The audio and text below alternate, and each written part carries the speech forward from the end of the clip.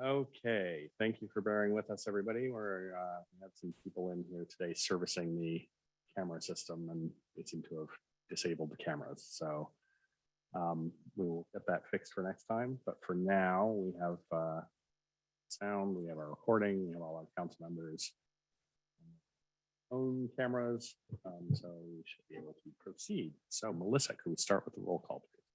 Councilmember Alves. Councilmember Alves, can you hear us? I don't believe he can hear us, but he is here. Councilmember Derwin. Here. Vice Mayor Wernikoff. Here. Mayor Hughes.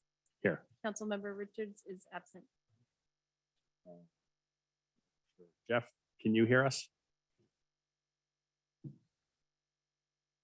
That's not anything, yeah. Chat is not on. Mr. Mayor, I'll try to contact him. Okay, thank you. I just want to make sure he's not only present, but can actually hear and participate in the meeting.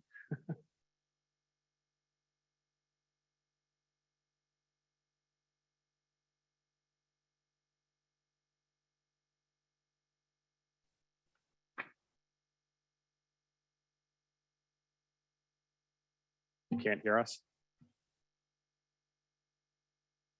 I don't hear anything, but you're all also on mute. So So we can hear you and Jeremy can hear us. do you hear me when I talk? Can you hear me?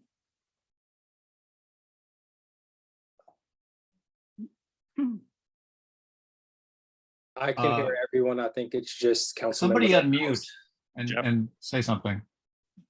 Jeremy, can you unmute and say something maybe? Jeff, hello, hello, hello. No, I think he has his audio. Melissa, will you do me a favor? Will you mute Jeff and then I'll call him back?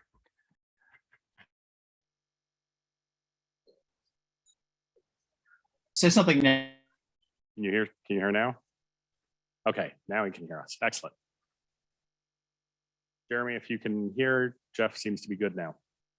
Okay, we will proceed then with oral communications, item 3. If there's anybody here who would like to speak to the council on an item that is not on tonight's agenda, now is your opportunity to do so. Please, if you would like to, raise your hand. And I see a hand raised from Mike Schrader. Yes, Council, can you hear me? Yes.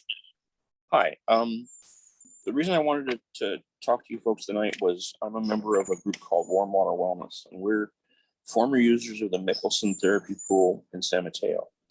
You should have received a letter from us by now about that. Sutter Health closed that pool 2 years ago, leaving hundreds of us in distress as it was the only remaining warm water therapy pool.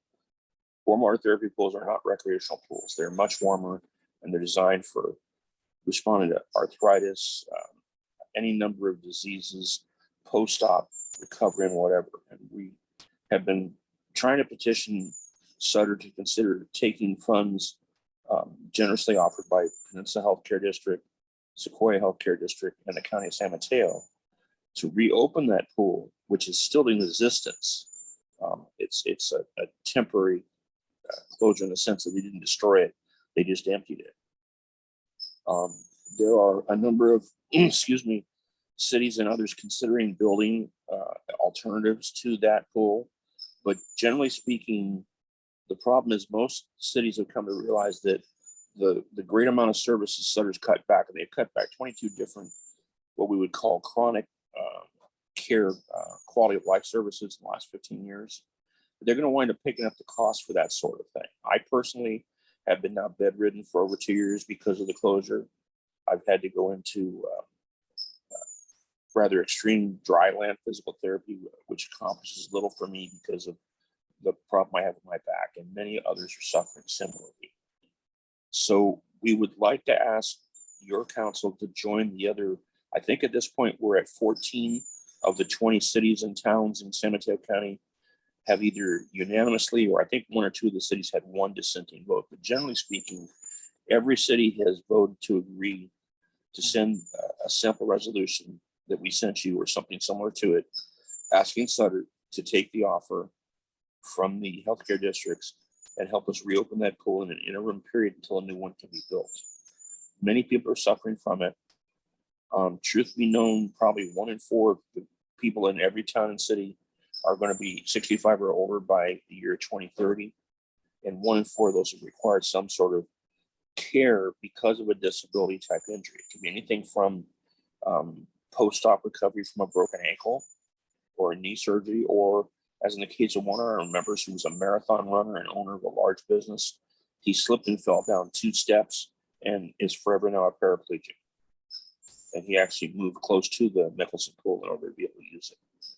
We need your help. We hope you'll look at those documents, and we hope you'll consider placing it on your agenda in the near future and forwarding a copy of a resolution to Sutter Health Management and asking them to please consider reopening the pool. Thank you. Thank you, Mike. We are in receipt of your letter and we will consider it for a future agenda potentially. Thank you. I see no other hands raised from the public. So that will bring us to item 4, a presentation from the Race and Equity Committee. Kim Wayne, I don't see Kim. Mr. Mayor, yeah, we were expecting the chair of the committee to attend tonight's meeting, and she did receive materials and asked about tonight's meeting, but we don't see her either there or virtually. So I would suggest that we continue the item to the next meeting. Yes, let's do that. And we may, if she does arrive and she's maybe just running a bit late, then we can jump back to this item once she arrives. So we'll keep an eye out for her. Thank you. Okay, that brings us then to tonight's consent agenda. The consent agenda is generally considered and acted on as one item by the council. Public has an opportunity to speak to any individual item or multiple individual items on the consent agenda. Anybody would like to speak to an item on the consent agenda from the public, now is your opportunity to do so. Please raise your hand. I see Leslie's hand is up.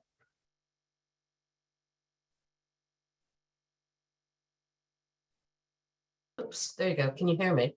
Yes. Super. I'd like to object to D, the waiving of notifications, certain notifications, and the ordinance and municipal code, as I understand, and feel free to correct me, that it will limit the posting of notification of town council meetings to one site at town hall, rather than the multiple bulletin boards that are, or the couple of bulletin boards that are used around town currently. You know, not everyone in our town has access to computers. Not everyone is of a particular age or genre where they know how to use them easily. And as we diversify our population, which I think we will be doing, assuming that everybody is going to want to go to the town hall or dig through the town website to find what's meeting when, is somewhat presumptuous, for lack of a better phrase. The availability of information about town meetings should be spread far and wide, not something you should have to dig for as a town resident. I encourage the town to consider posting notification of meetings, not only in the current sites, but in some additional sites, and also making possibly an opt-in physical mail program for residents that might come out, say, every other month, talking about what's going on in town, so that everyone can be informed, rather than assuming that every resident has the ability to get on their laptop or computer, dial in, find the town website, and dig through the calendar for what they want, or has the ability and the time to go down to town hall and read the one book. Thank you. Thank you. Next hand I see raised is David Cardinal. Yeah, non sequitur. I think Craig's voice is a little soft, so maybe closer Sorry, to the mic would be good. Thanks. Nope, that's all I had to say. Thank you. Thank you. Is that better? Yep, that's much better. Okay, I will try to project a little better.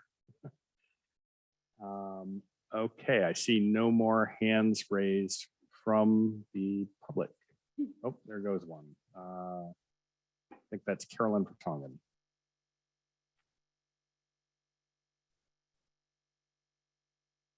Go ahead, Carolyn. Good evening, Mayor and council members. Yes, I have questions about D. I don't understand. I mean, we've always asked to be more transparent, to give the public so many chances to know what's going on, and I really don't understand why now you're reducing the publication of the items and reducing the posting places. So unless you have a really reason, I attended the meeting on the last town council meeting, and I could not understand what the real reason was. So I hope you will acknowledge what my previous resident was saying. I mean, he stated it very clearly. We have a diversity of people in town. They all want to know what's going on. We're very busy. And so I would like to see an increase of opportunity to see what's going on in the town rather than decreasing that. So thank you very much. Thank you. Okay, I see no more hands raised now. So I'll bring it back to the council. Does anybody wish to pull an item from the consent agenda? Jeff?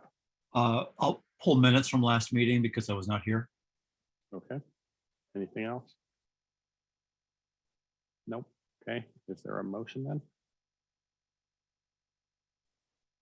I'll move approval of items B through G on the consent agenda. Moved by Jeff, Second. seconded by Sarah. Can you call the roll, please?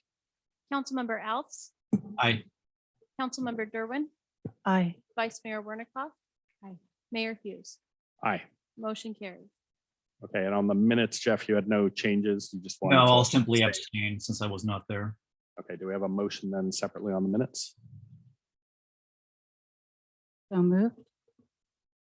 Moved by Marianne, Second. seconded by Sarah. Roll call, please. Councilmember Alves is abstained, so Councilmember Derwin, Aye.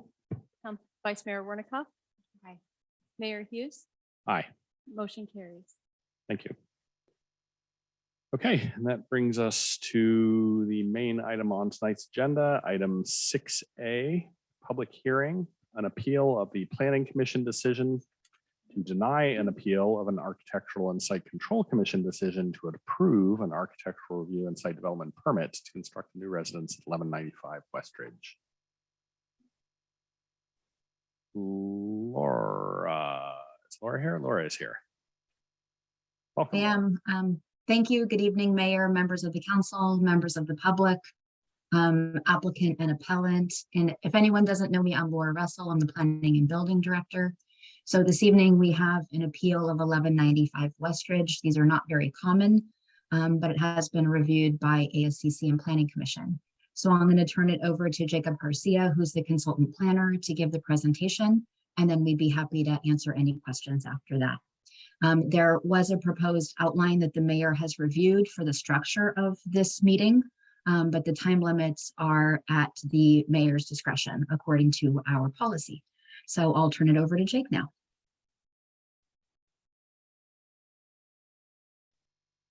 Thank you, Laura.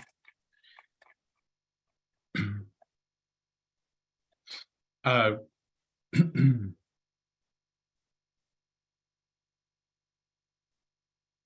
evening, Mayor and Town Council. My name is Jacob Garcia, and I'm a consultant planner for the town. I'll be presenting on behalf of my colleague, Ralph Robinson, who is away on an extended leave. Ralph has been the project planner and has worked on this project through the design review by the ASCC and review of the ASCC appeal application to the Planning Commission. The item before you tonight is an appeal to the Planning Commission's denial of an appeal of the ASCC's decision to approve the architectural review and site development permits for a new residence at 1195 Westridge. I'd like to start by going over the meeting structure for this item as shown on your screen. First, I'll provide staff's presentation, which will be followed by any questions the town council may have for staff. Next, there will be the appellant's presentation, followed again by any questions the town council may have for the appellant. Then there will be the applicant's presentation, followed once again by any questions the town council may have, but for the applicant. After the presentations and initial questions by the town council, there will be a public hearing in which the floor will be open to comments from any members of the public who wish to speak on the item. Then we will hear the closing remarks from the appellant, followed by closing remarks from the applicant. And finally, the town council shall discuss and provide a decision on the item.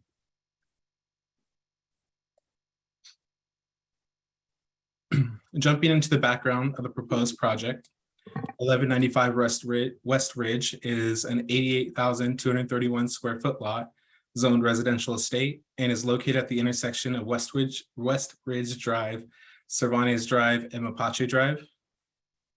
The property is surrounded on all sides by single-family residential and located within the same zoning district. The project site is located on a slope with an average slope of 18.75%. And the map on your screen shows the location of the subject property at 1195 West Ridge, highlighted in yellow, with respect to the appellant's property at 115 Meadowwood. Staff notes that the first ASCC appeal was filed by property owners at both 115 Meadowwood and 470 Cervantes. However, this appeal, the Planning Commission decision, is appealed by only the neighbor at 115 Meadowwood, Irene and Pedro Ruiz. Both 470 Cervantes and 115 Meadowwood are downslope of 1195 West Ridge, the project site, and may be referenced as the downslope neighbors throughout this presentation. The applicant proposes the demolition of an existing 3,078 square foot main residence, excuse me, and detached garage to construct a new residence with a basement, detached garage, detached ADU, a pool, and automobile entry gate, hardscaping, and landscape site improvements. The proposed project complies with the overall allowed maximum floor area and the required 85% adjusted maximum floor area for the site. The existing residence and detached garage is shown in red and is underlaid on the site plan on your screen. As you can see, the project proposes the new residence to be located further from West Ridge Drive than the existing residence is, and still located within the required setbacks. The building is 2 stories and is set into the hillside to reduce overall massing, and the detached ADU and detached garage are located toward the front of the property. All buildings are located around the driveway, and the proposed driveway is designed with a hammerhead design and is located to adequately meet the requirements of the fire department, and in doing so contributes to the location of on-site structures. The project includes 106 cubic yards of cut and fill associated with a site development permit, which triggers ASCC review for not only the architectural design, but for the proposed site development permit as well. So on your screen is the proposed site plan for the development of the site. If approved, it would meet all zoning requirements. The proposed materials and colors for the project would be consistent with the town's design guidelines for light reflectivity requirements and generally consist of a natural color palette. Proposed siding is to consist of stone veneer, a vertical fiber cement siding, and an espresso color, smooth troweled plaster finish in a light gray Kelly Moore mud pots color, board formed concrete. The window frames, door frames, fascias, guardrails, and downspouts are proposed to be in a dark bronze color, and the roof is proposed to be a champagne brown standing seam roof. The ASCC approved the colors and materials board, but has made recommendations to revise colors to be more warm, to better blend with the natural setting as described in more detail later on. Moving along to the proposed building elevations. At the top half of the screen is the proposed west elevation, which would face the proposed driveway in West Ridge Drive. And the bottom half of the screen is the proposed south elevation, which would face the pool and the neighboring downhill properties on Cervantes Drive. On this slide at the top of the screen is the east elevation, which would face the rear of the property and would also face the downslope neighbors on Meadowwood and Cervantes Drive. And on the bottom half of the screen is the proposed north elevation, which faces upslope and toward the neighbor at 1185 West Ridge. The proposed building heights meet the town requirements for required building height. And here are the elevations of the proposed detached ADU and the detached garage. Top of the screen is the view of the two detached buildings from the view of the driveway. The garage is on the left and the ADU is on the right. And the bottom of the screen represents elevations of the front of each of those respective buildings.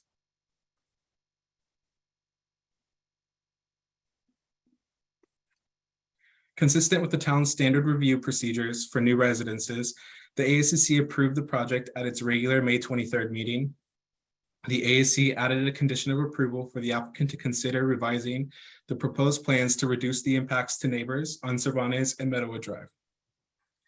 By making considerations to revise plans to reduce the overall massing by lowering the plate heights, to consider revising proposed color palette to be a more warm palette, and to consider working with neighbors to provide additional landscape screening between the proposed project and the adjacent neighbors. These were recommendations for the applicant to consider and at the applicant's discretion to implement. Any changes would be re-reviewed by both staff and 2 members of the ASCC. The ASCC voted to approve the design review and site development permit with the added condition of approval 4-0 with 1 commissioner absent. Between the meetings, the downslope neighbor, I'm sorry, the downslope neighbors of project at 115 Meadowood and 470 Cervantes submitted an appeal of the ASCC's decision to approve the project at 1195 Westridge. And the basis of the appeal by the appellant was focused their claims that the project fails to comply with the general plan, fails to comply with the zoning code, and fails to follow design guidelines, fails to incorporate neighbor concerns. Between the May 23rd ASCC meeting and the August 3rd Planning Commission meeting, the applicant submitted to the town revisions to minimize offsite impacts as recommended by the ASCC, including reduction to height along the east elevation of the structure, revising the colors of the proposed project, and adding landscape screening between the residents and the downhill neighbors. The applicant's presentation will further describe the plan revisions they made. And at its regular August 3rd meeting, the Planning Commission heard presentations from town staff, the appellants, and the applicant. The commission discussed the project and voted 4-0 to deny the appeal of the ASCC decision to approve the project at 1195 Westridge. The Planning Commission added a condition of approval that would require the applicant to revise plans to implement a combination of the recommendations provided by the ASCC, and that final revised plan shall be reviewed by 2 members of the ASCC prior to the issuance of a building permit. To clarify, the condition of approval was amended to make the recommendations by ASCC a requirement, thereby requiring the applicant to make revisions to reduce impacts to the downslope neighboring properties. The homeowners of 115 Meadowood submitted an appeal of the Planning Commission's August 3rd decision. The basis of this appeal claims that both the ASCC and Planning Commission failed to take into consideration the view of the project from neighboring sites. The project is not consistent with the general plan, zoning code, and design guidelines, and the project was reviewed using an irregular and biased procedure. So the ASCC and Planning Commission found the project to conform with the general plan. A detailed explanation of those findings are located within the staff report.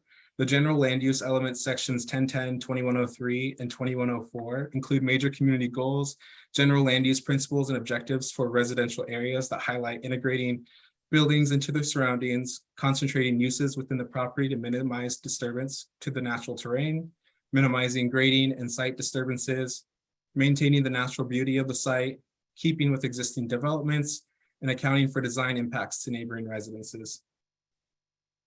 Both the ASCC and Planning Commission found that the proposed project is to be built into its surroundings and the locations to be appropriate for the property.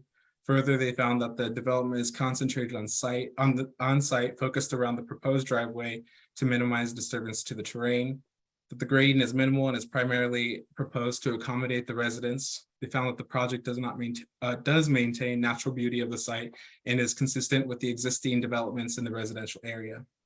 They also identified that there are some new visual impacts to neighboring sites. However, they found the applicant incorporated measures to lessen the impacts through minimal lighting, new landscaping, and no plans for new fencing.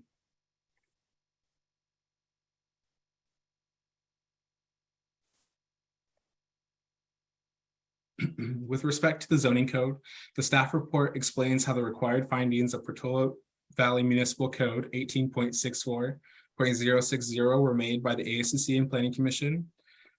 For overview, the ASCC and Planning Commission found that the project at 1195 West Ridge minimizes disturbance to the natural terrain by centrally locating the structures. The project is designed and located to allow adequate light and air for itself and its neighbors by meeting required setbacks and height requirements and being built into the hillside. The existing and proposed landscaping has been planned to assist in screening from other sites. The topography of the site is used to screen the project from the right-of-way and neighboring properties. And the amount of grading is confined to the amount necessary to accommodate new residents, garage, ADU, and the pool. As with all new residential projects in Portola Valley, the ASCC reviews the project with respect to the town's adopted design guidelines. The design guidelines can be broken down into three major design categories, including site design, architectural design, and landscape design. Each design category can further be broken down into subcategories as shown on the screen. And as it pertains to the appellant's concerns of this project, for this particular appeal, the site design guidelines will be explained in greater detail to explain how the ASCC and Planning Commission found the project consistent with the design guidelines. The ASCC and Planning Commission found the scale and massing of the building to be appropriate, lighting to be minimal, and the landscape design to preserve the existing conditions while adding new landscaping that consists of native plantings naturally grouped closer to the main residence. On your screen now is the language and illustration pulled directly from the town's design guidelines for view preservation. It states projects should site structures to minimize adverse visual impacts, maximize open spaces, protect view corridors, prevent the obstruction of views of adjacent property owners, and consider the height of trees and shrubs to preserve views. And here are the guidelines and illustration for ridgelines and hilltops pulled directly from the town's design guidelines, which guides to avoid siting structures on ridgelines and hilltops, minimizing removal of tree masses, minimizing off-site visual impacts through use of natural colors and materials, keeping roof lines of structures below the height of the existing tree canopy, and construction on ridgelines should integrate with the natural context. The ASCC and Planning Commission found the project to conform with the town's design guidelines.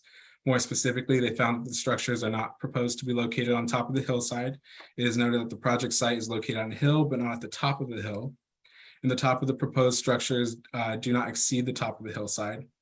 The grading results in a project that is stepped with the hillside and integrated into the natural terrain to reduce the overall massing. Overall design is conscientious of its impact on the surrounding parcels and right-of-way. The commissioners highlighted that the project is minimally visible from the public rights of way. And the project makes appropriate accommodations for the increased visual impact through its selection of materials, limited outdoor lighting, and use of landscape screening. This slide shows the public noticing done for the project. A public notice was mailed to all property owners within 300 feet of the project site. A notice was posted at the project site itself. And public comments supporting the appeal and supporting the project have been received for both the ASCC and Planning Commission meetings and have been included as attachments to the staff report.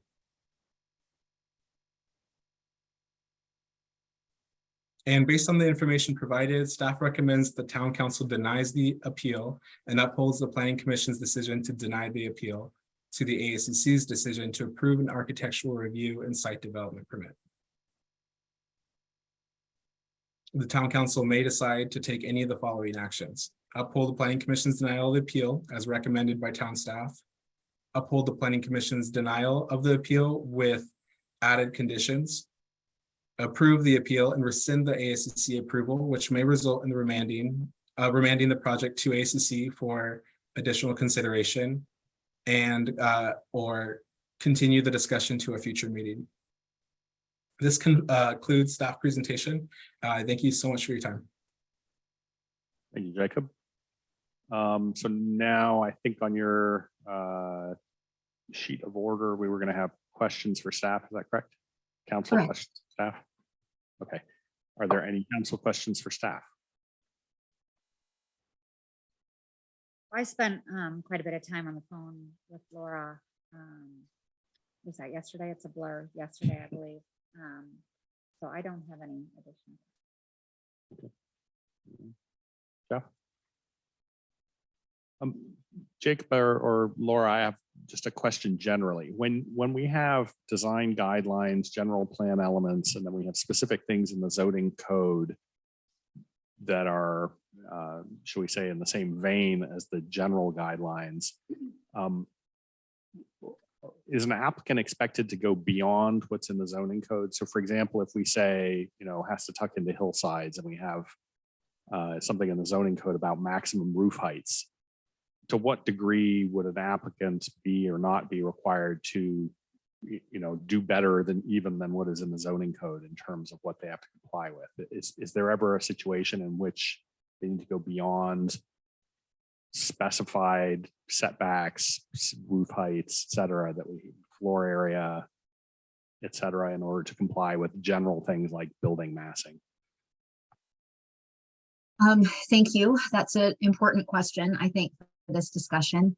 The way that I like to think about it is that municipal code provides the numeric requirements that are required on every property. So we have height, we have setback, we have floor area, that has an adjustment, its adjustment factor. But those things are numeric, they can be measured, and they apply to every site. When it comes to general plan policies and the design guidelines, those are subjective and they are discretionary, because every site, and in Portola Valley, it's especially true, every site is different. And so they always have to meet the zoning code. But in order to comply with the design guidelines, sometimes you do need to go beyond the numeric values that are in the zoning code to be consistent with the design guidelines, and that is subject to the interpretation of the decision-making body. So using your example, they would always have to comply with the height, but in order to comply with some of the design guidelines about minimizing the massing of the building or fitting it into a hillside, you might further reduce the height or create additional grading so the house is set down into the hillside because of its particular context of that site. Thank you. And so for an applicant can never really quite be sure when they're applying whether or not their application is compliant or not. Is that correct then? Because it's always potentially subject to some discretionary review.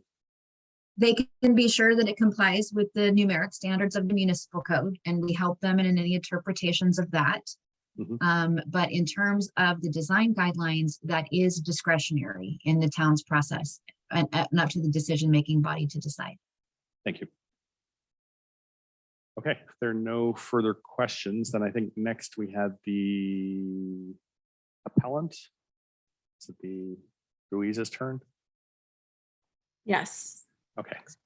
Can you see us? Yes, we can see you. So now is your opportunity to speak to us. Okay, I'm going to, so if I share my screen, you can see that too, correct? Should be able to, yeah. Okay.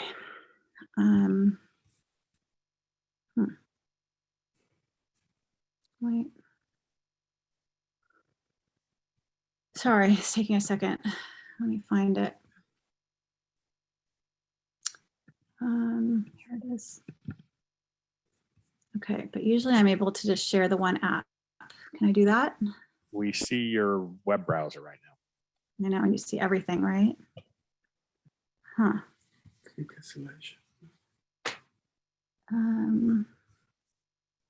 Sorry, on my other computer, I can do this better because you see everything. Sorry about this. Maybe I need to go to my big computer. Where's the whole Zoom thing right now? Shoot. I'm really stressed. let me stop sharing and try again. Screen share.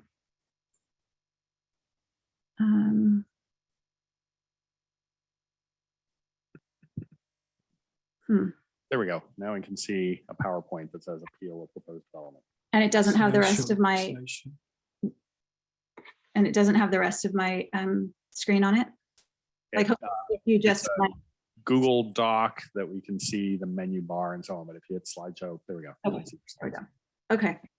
Hi, I'm Irene Ruiz, and let me get in a better.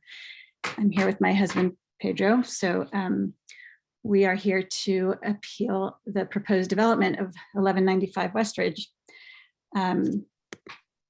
So the main thing is that we believe that the placement of the main house on the hill overlooking 3 neighboring properties is in violation of the town general plan and design guidelines. So in the following slides, as you know, we've copied the text of the general plan and design guidelines exactly as published.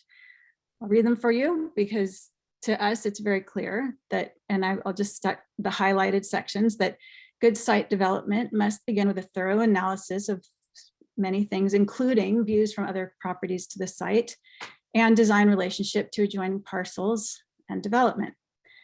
Then from the site design page on view preservation, clearly site structures to minimize adverse visual impacts when viewed from off the site, maximize open space preservation, and prevent the obstruction of views of adjacent property owners by structures or additions to existing structures.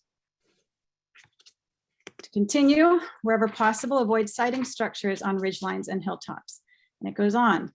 For architectural design, site and design structures with respect to the natural environment and surrounding residential area. Design structures in proportion to the size and configuration of the lots on which they're placed. And structures should be sited and designed to be unobtrusive and subordinate to the landscape. So just to stress the point, the design guidelines include this visual aid, which makes it clear that not only should houses not be built on the top of ridges, but their height should not even exceed that of the ridge line. Irene, if you're paging through slides, all we're seeing is something that says loading. Oh, really? Yeah, I don't know if anybody else can see them. I don't see them either. Okay, We can hear what you're saying, and so if you, in as much as you're reading the slides, we can hear. I see that. What is going on there? Okay. If you'll give me a minute, I'm going to have to change computers. Okay. I don't know why it's not working, but I'm going to go into a different computer.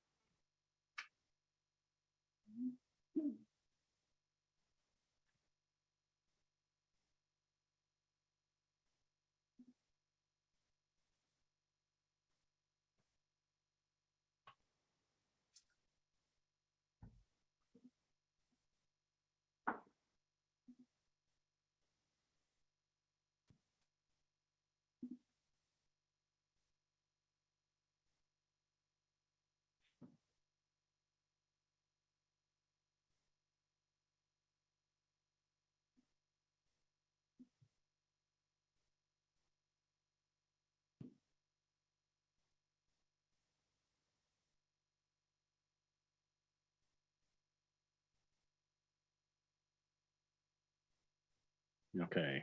Okay. Try again. Back in another location. Wait, no, that's not it. Nope. Now I'm just anxious. So, Let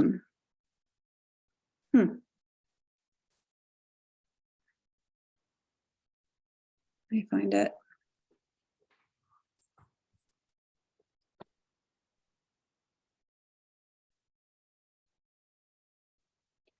Do you see it now? We do. We see your whole screen and the I might browser. just take it. Okay. You might have to just take the whole screen and I'll make the best of it. I'll just make it big. Okay. Is that okay? Yep. All right. Bear with me. Thank you. I'll try not to have too much other stuff up there. All right.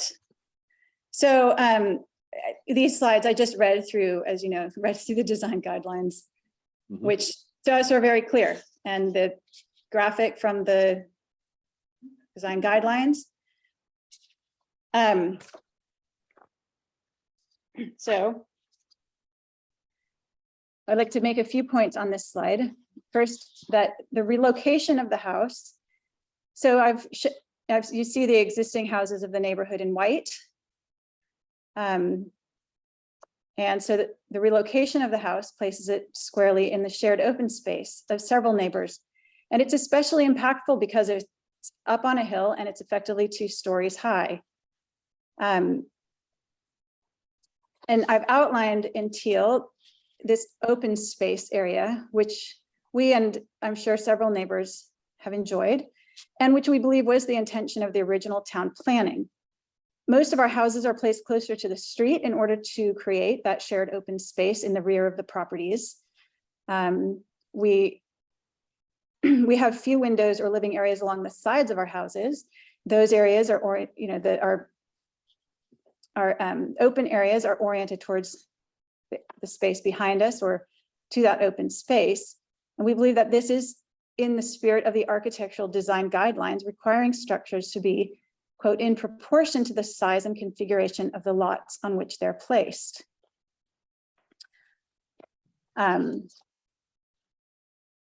So this is another image so where you can see from the neighboring properties. From ours, this is the Hennefarths, this is 480 Cervantes, how close this new structure comes to our properties.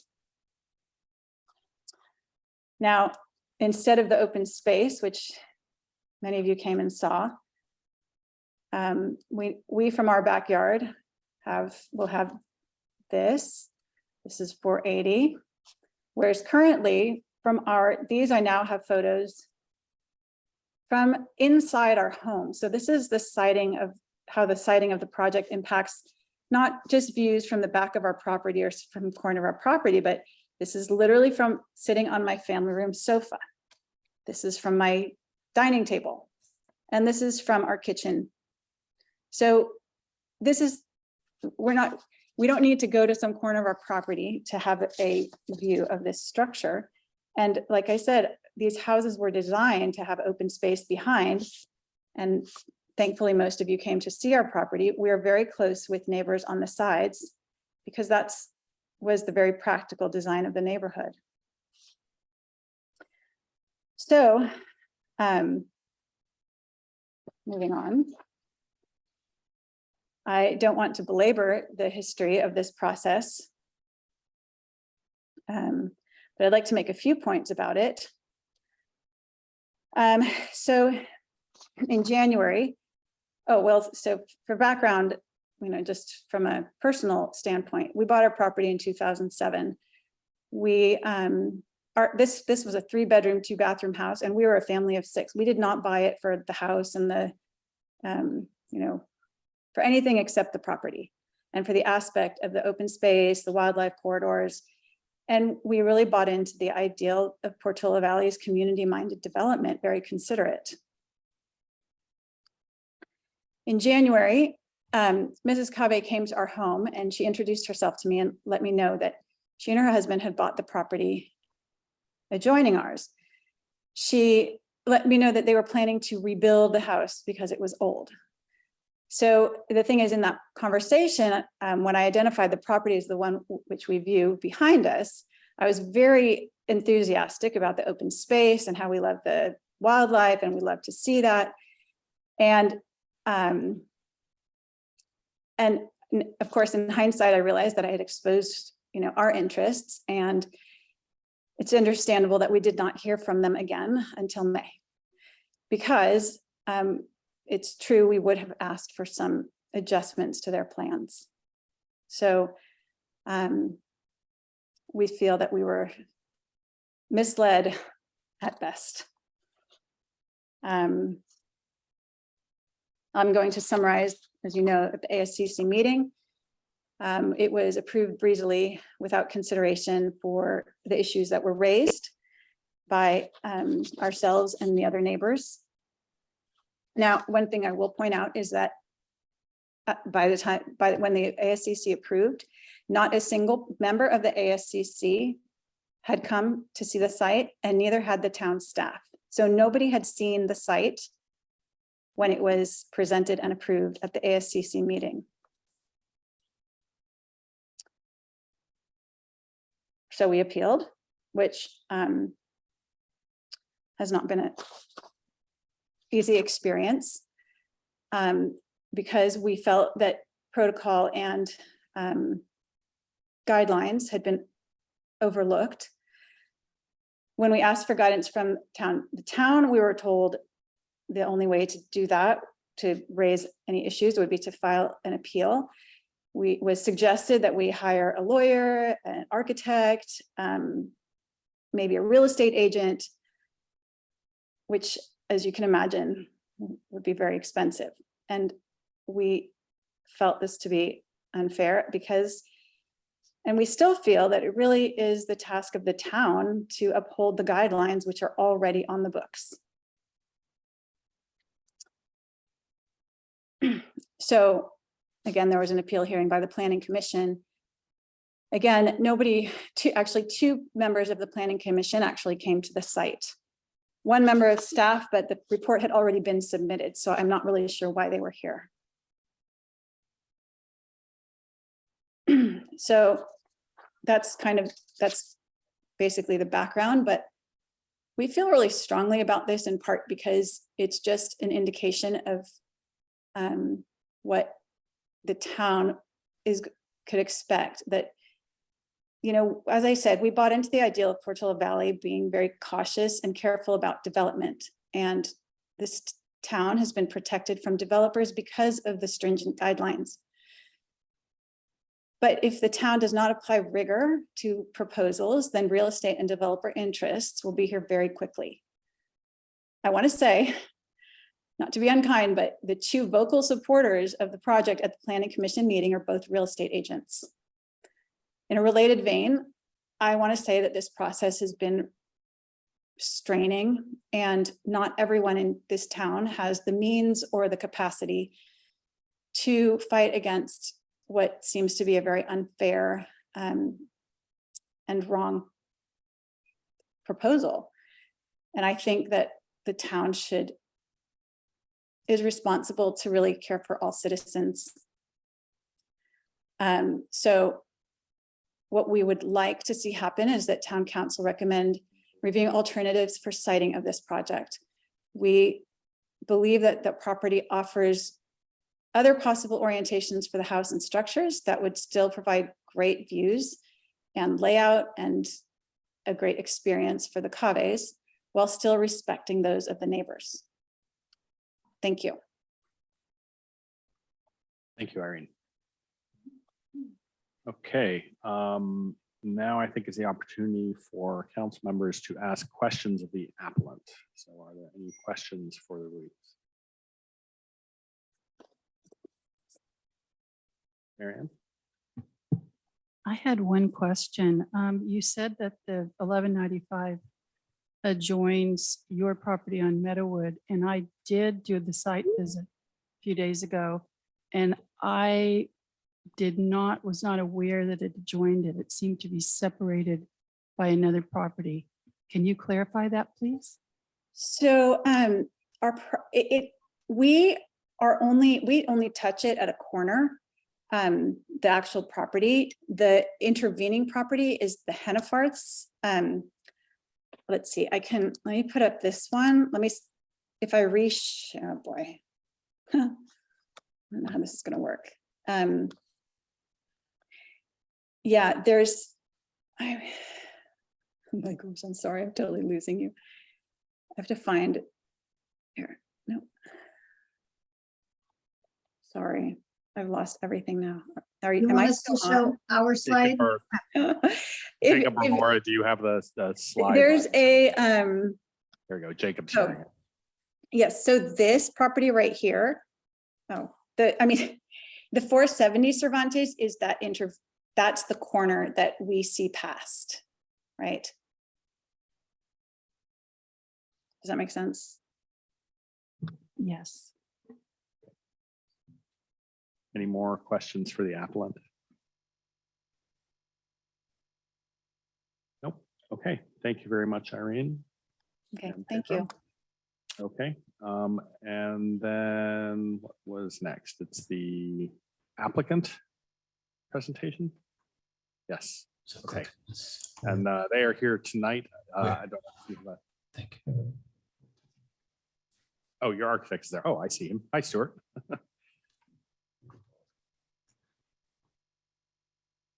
So shall we go ahead and begin? Yes, please. Okay. Thank you very much for the introduction. Let me share the screen here. And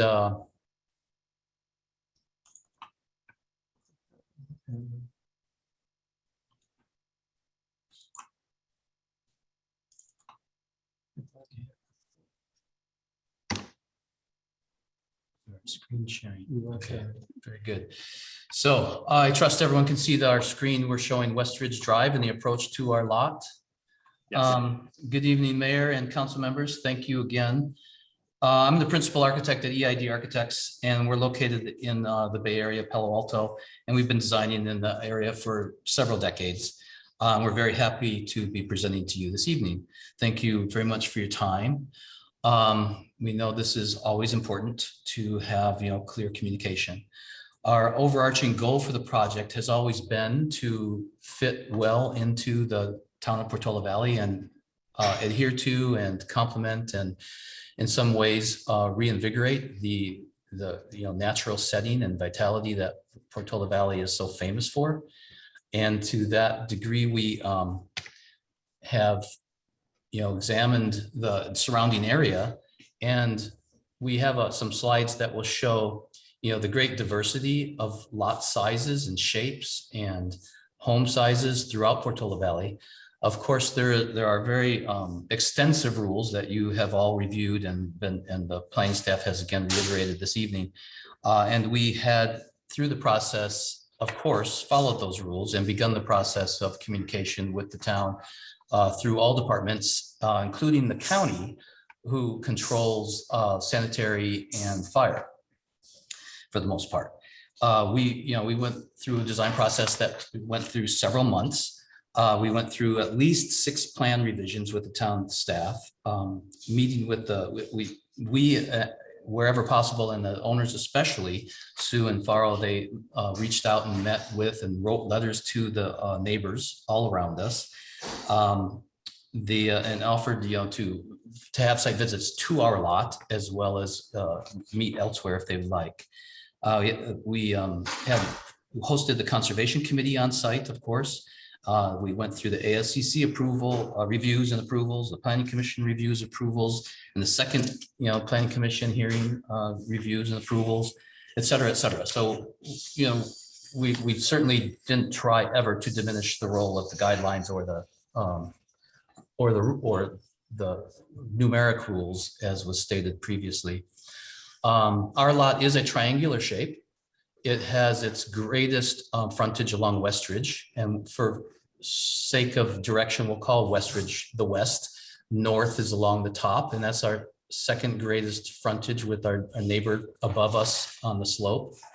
Then we have 2 neighbors adjoining us on this east side.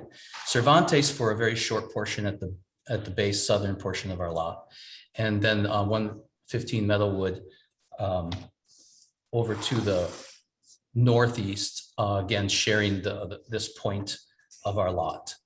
So in setting the home, we examined the lot, we examined the terrain, we examined the comments from the Conservation Committee, and the Conservation Committee mentioned that we have these very healthy oak groves on the 2 sides of our lot, the west and the east. So that was our first consideration, to think about how we want to address those, and also then work with the lot to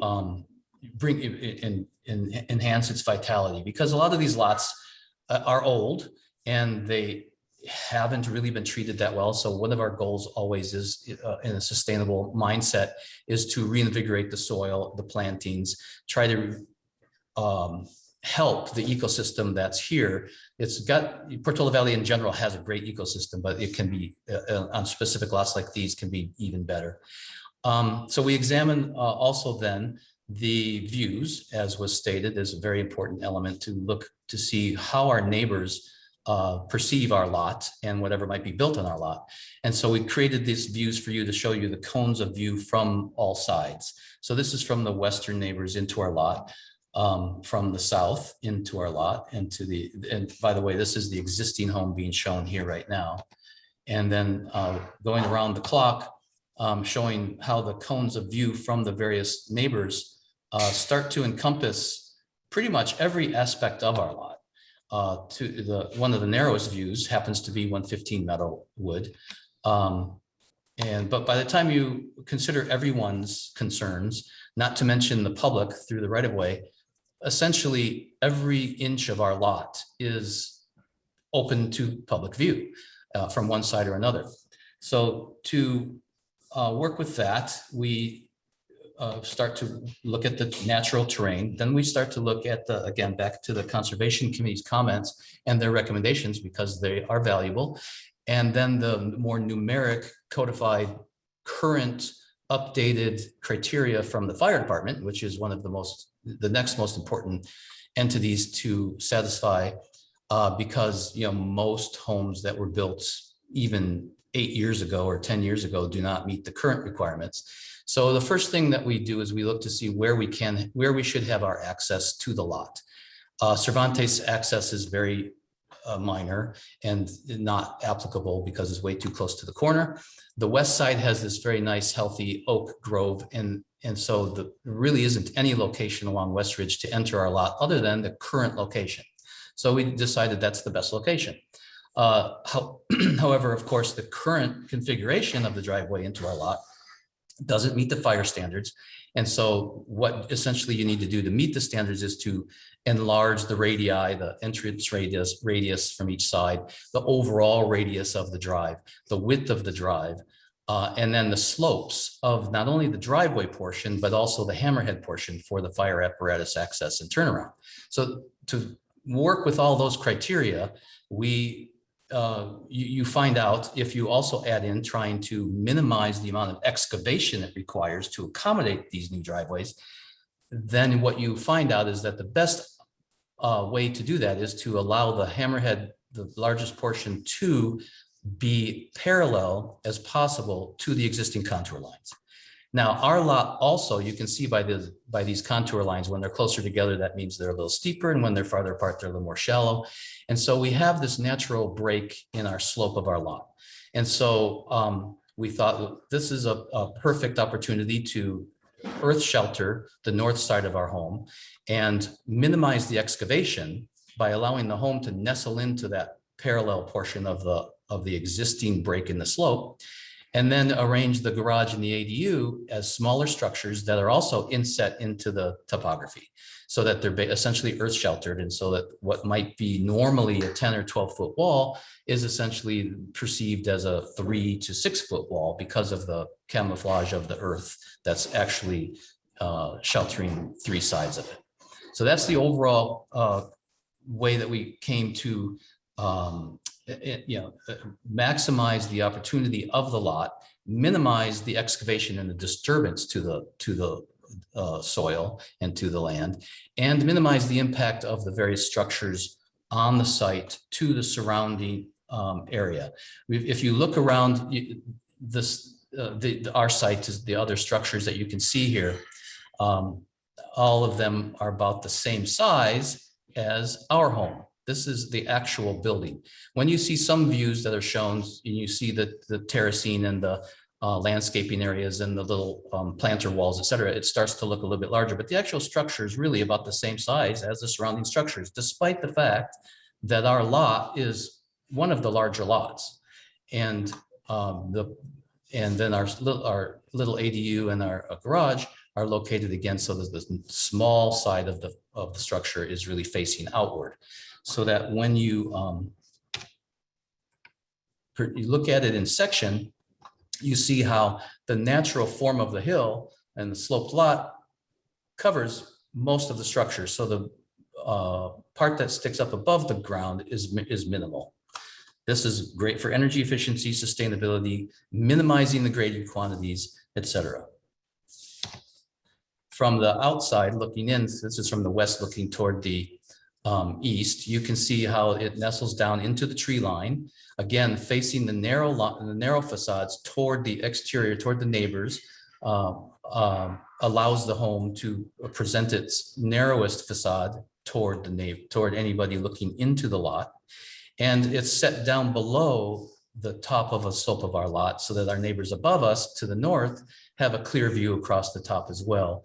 And again, we set it back, the setback along this north side is required to be 20 feet. We tripled it to 60 feet. So we're 3 times the size of the setback away. So numerically, as well as sort of sensitively, we've nestled the home down into the natural slope, less excavation, and not obscuring any views.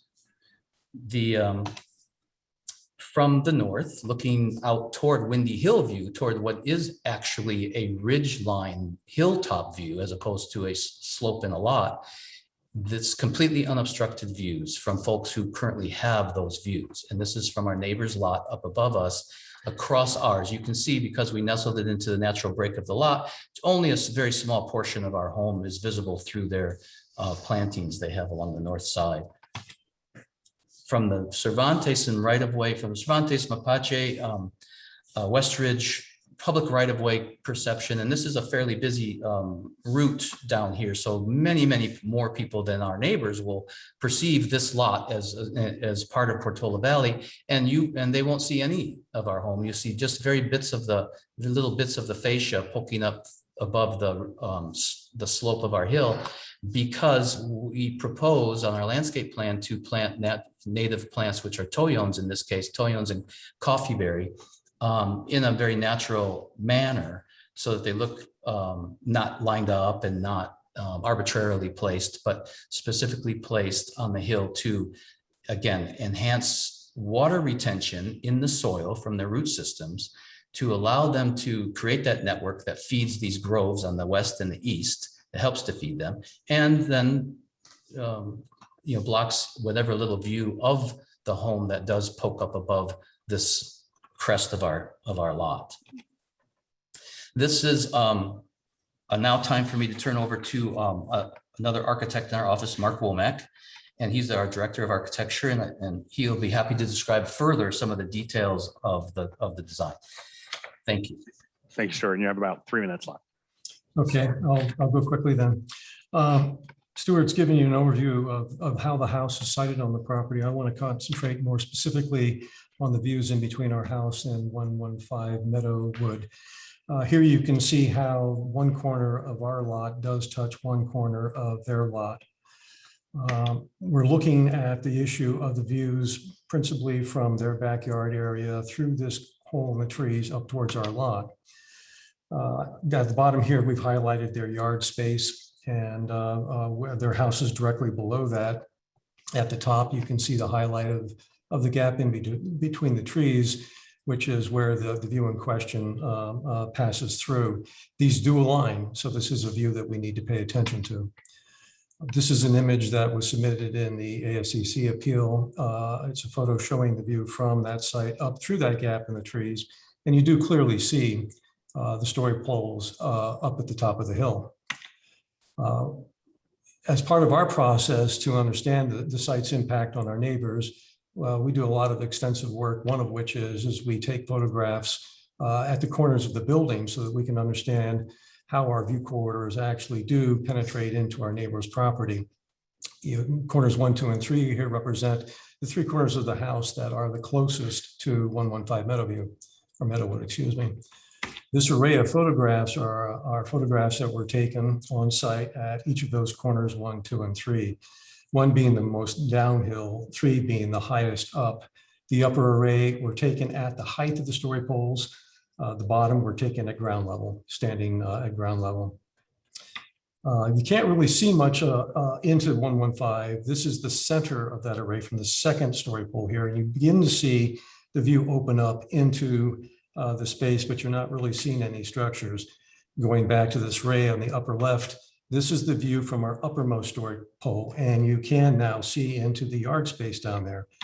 Lighting this photograph and zooming in on it, you can see the windows beyond the house. And this is that direct view corridor that we need to be sensitive of.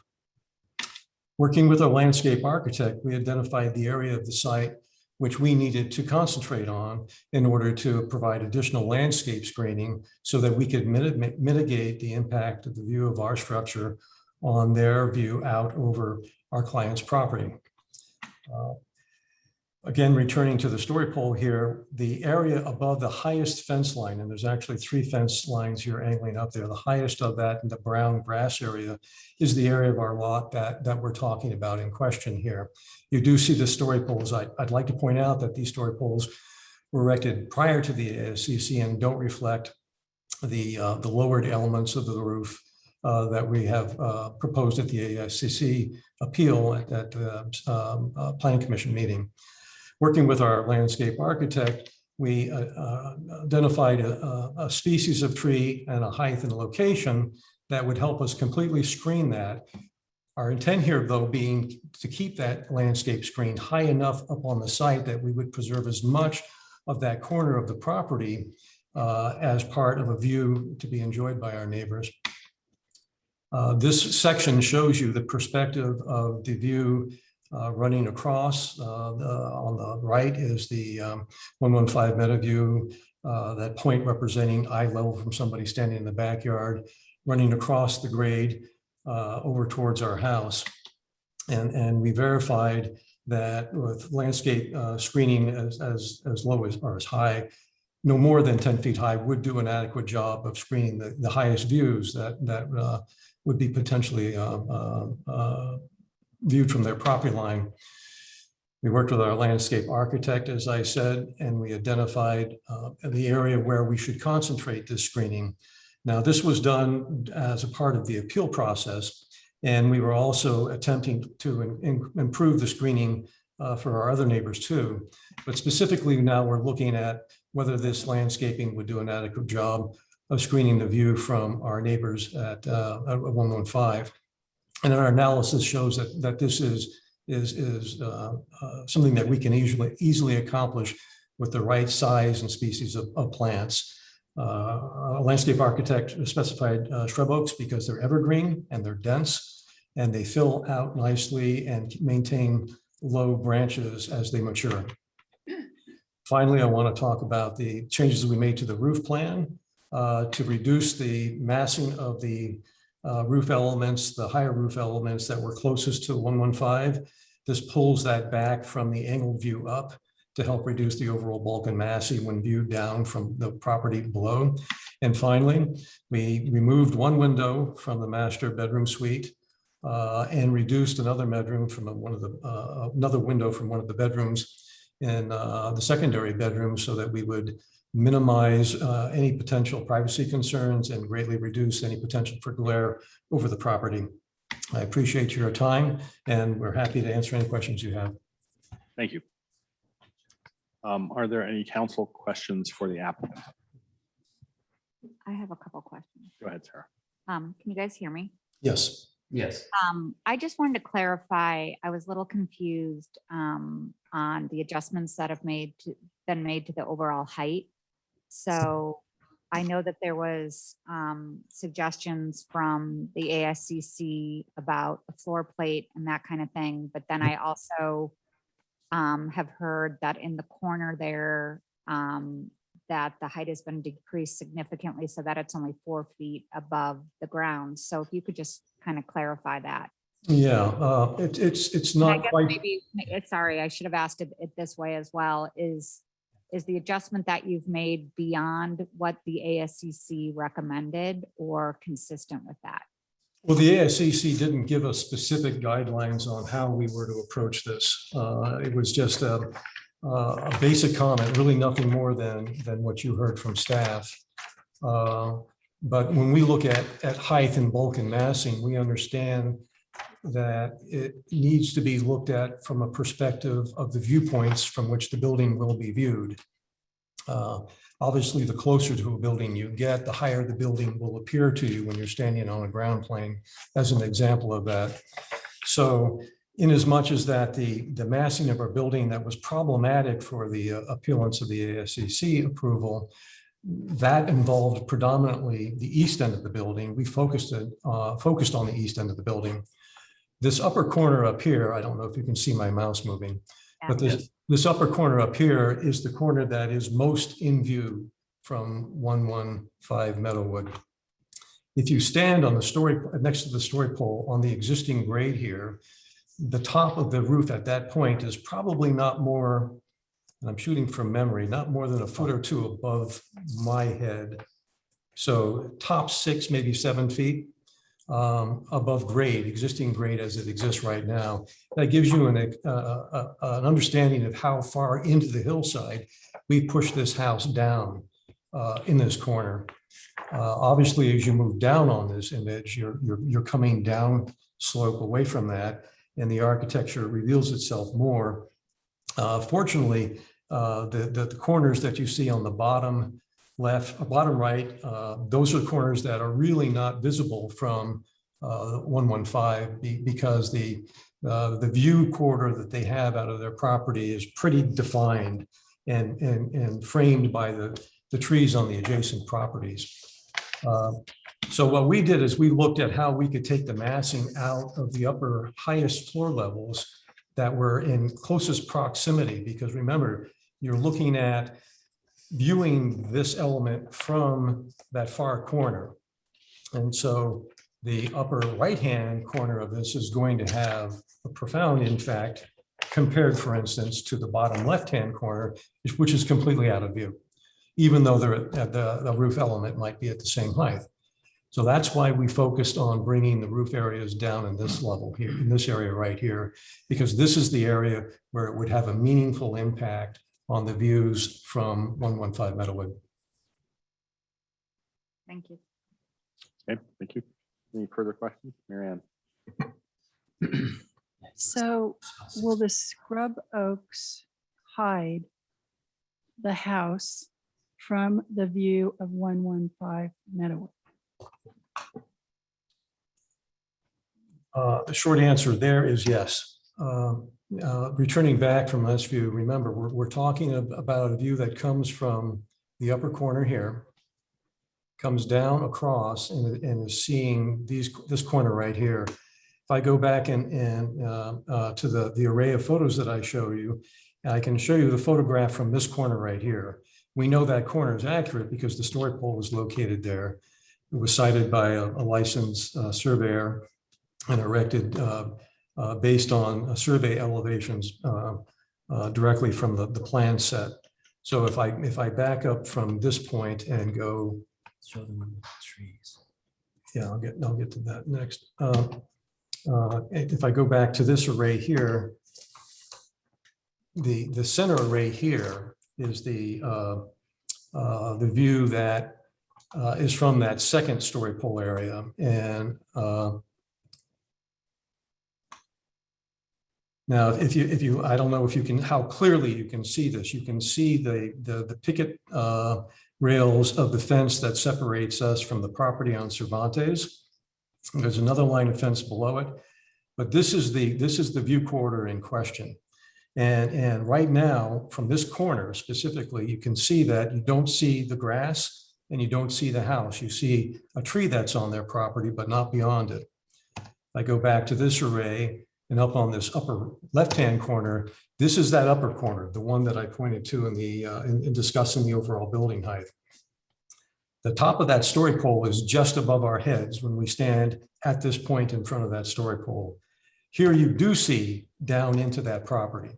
So this is the view that we're concerned about. Going back to this site right here, you can see that By placing these trees here, we can effectively screen this, the house, particularly the areas that they can see from view down there. Now, it's important that the trees be of appropriate size. We can't plant small trees there. They have to be 10 feet tall at least in order for them to provide that screen. Beyond that, though, our client is perfectly willing to come back in and add additional landscaping if we find that there's an aspect of this view corridor that we haven't adequately identified that needs additional screening. We're not opposed to that. We actually think that that's a good idea. We want to maintain the bottom corner of our client's property. Our client wants to maintain that in its undeveloped state, enhanced with more appropriate landscaping, but maintain it in its as it exists today as part of their view. Can you go back to, I'd like to make one comment as well, in addition to that. Can you go to the array of slides? Yeah. Okay, so this one here. Which one? Or this one here. I'd like to mention too that this corner of our lot and the setback that we've created here is vastly larger than numerically required. And so what Mark is discussing a lot is sort of the mechanics behind also the more discretionary aspect of this element of the lot and the view from one to another. And despite the fact that this view is the smallest access point of any neighbor's view toward our lot, it has become the one view of concern because they enjoy viewing our lot through their fences. Now, our client could, by the strict numeric laws, develop things in here in this area. They can develop, all sorts of structures and things that they can propose to develop, but they haven't. They've listened to the neighbors and thought, well, let's preserve that entire corner of our lot, which is actually a sizable piece of land. It's 0.6 acres that's being set aside, and with no activity, nothing planned to be built there, and only enhanced landscaping along the lines of what was recommended by the Conservation Committee to, again, support and strengthen the habitat for these existing oak groves that are along our east property line. And so that's the approach that the owners have taken. They've taken the approach of preservation. And how do I go back to the slides? I need the other slide. And so these two. And so that the view that our neighbor at 115 is concerned about, to see seeing through their fences up to our slope of our lot, or our client's lot, will still be preserved. They will still see this.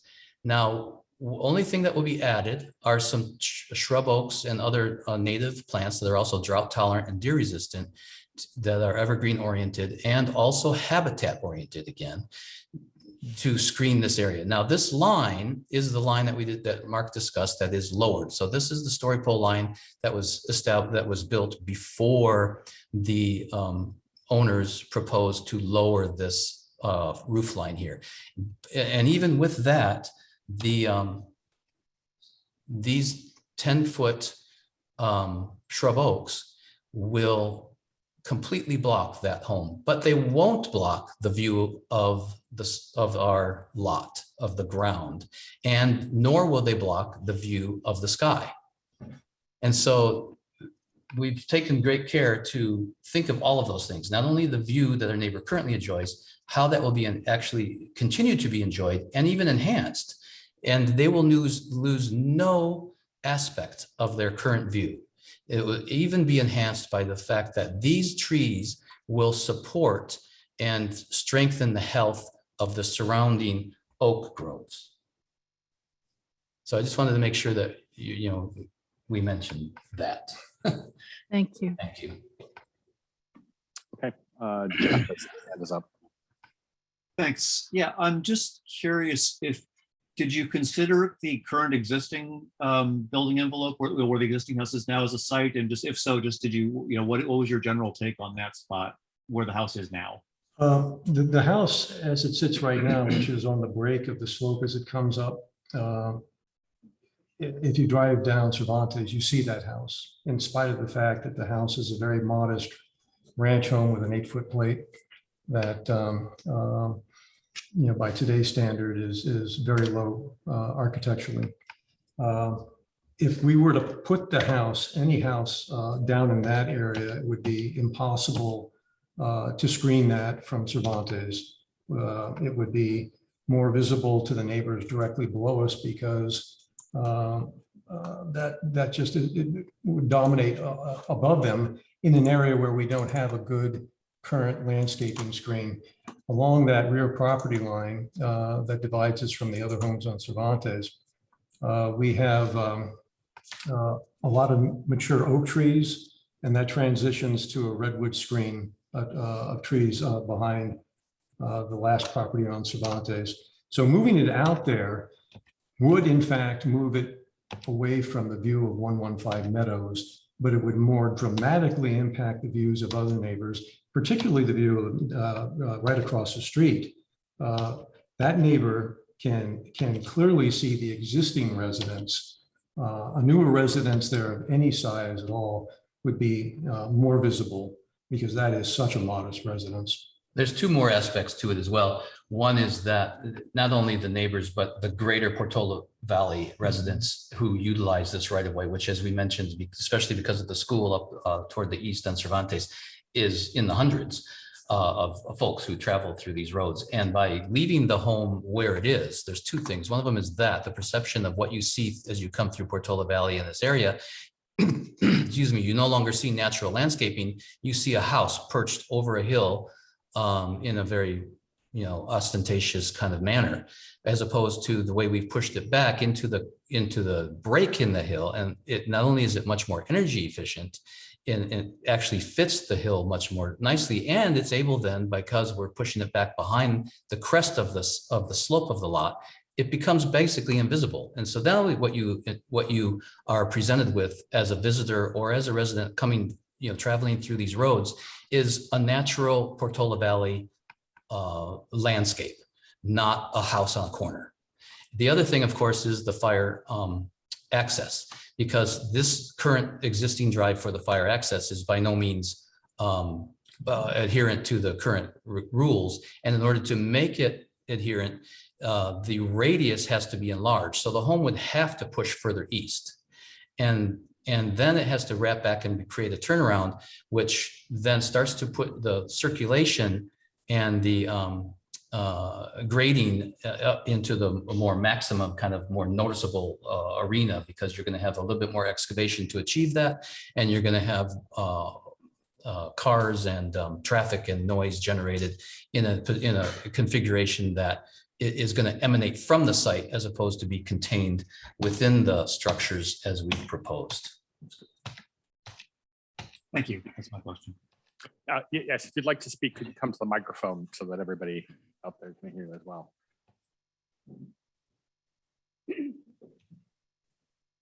Thank you.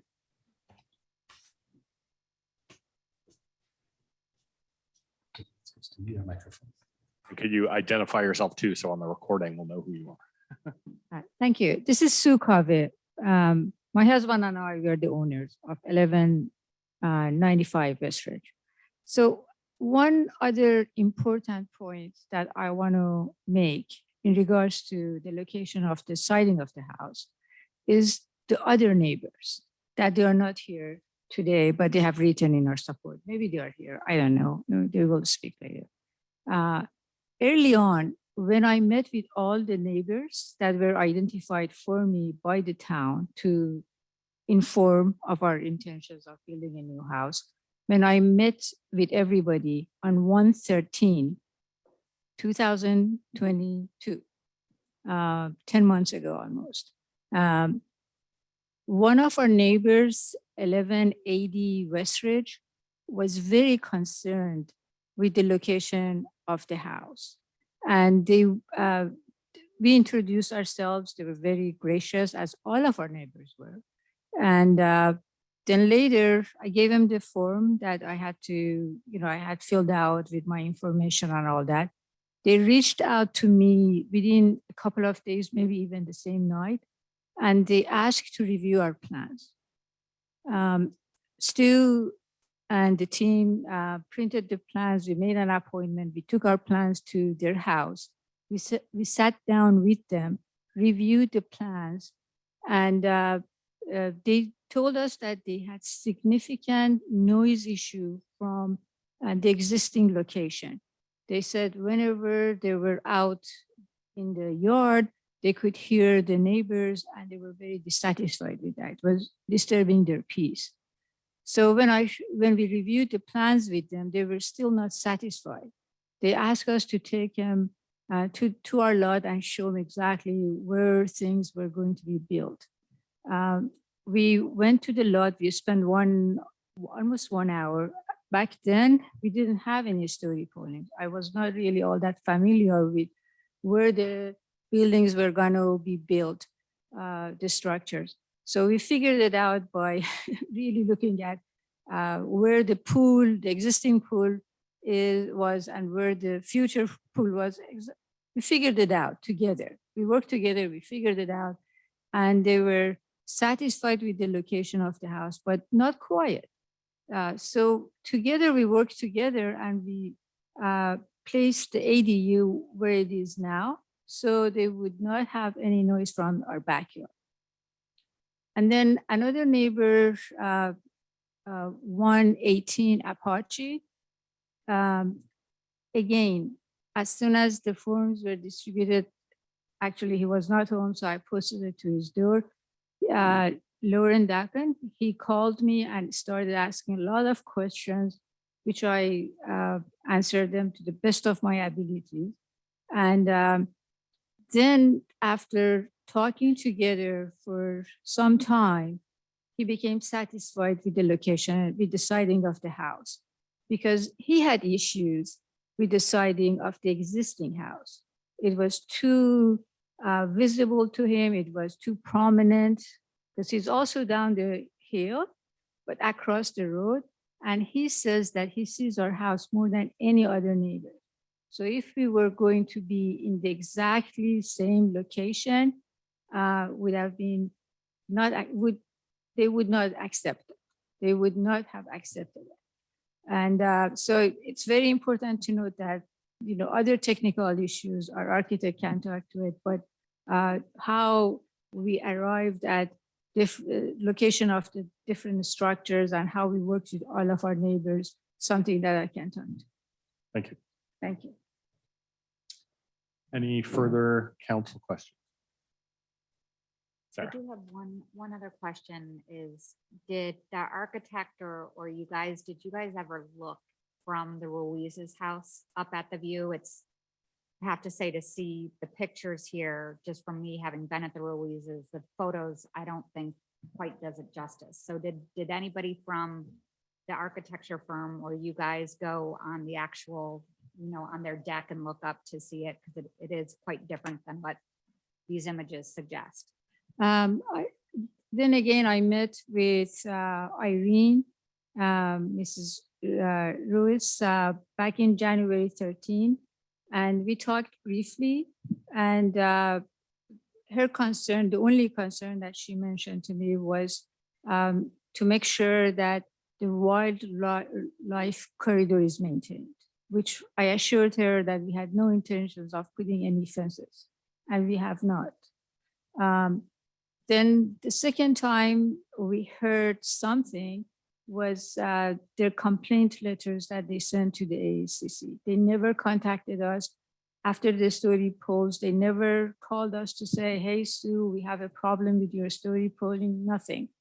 So as soon as I saw the letters, we were actually out of town. As soon as we could, which was 2 days before the AFCC meeting, I tried to reach both of our neighbors who had written to AFCC, but I couldn't reach them before the AFCC meeting. After that, the same night, when I emailed again Irene, she wrote back and said, Sue, do not worry. We realize this is your house and you have all the rights to develop it based on your desires.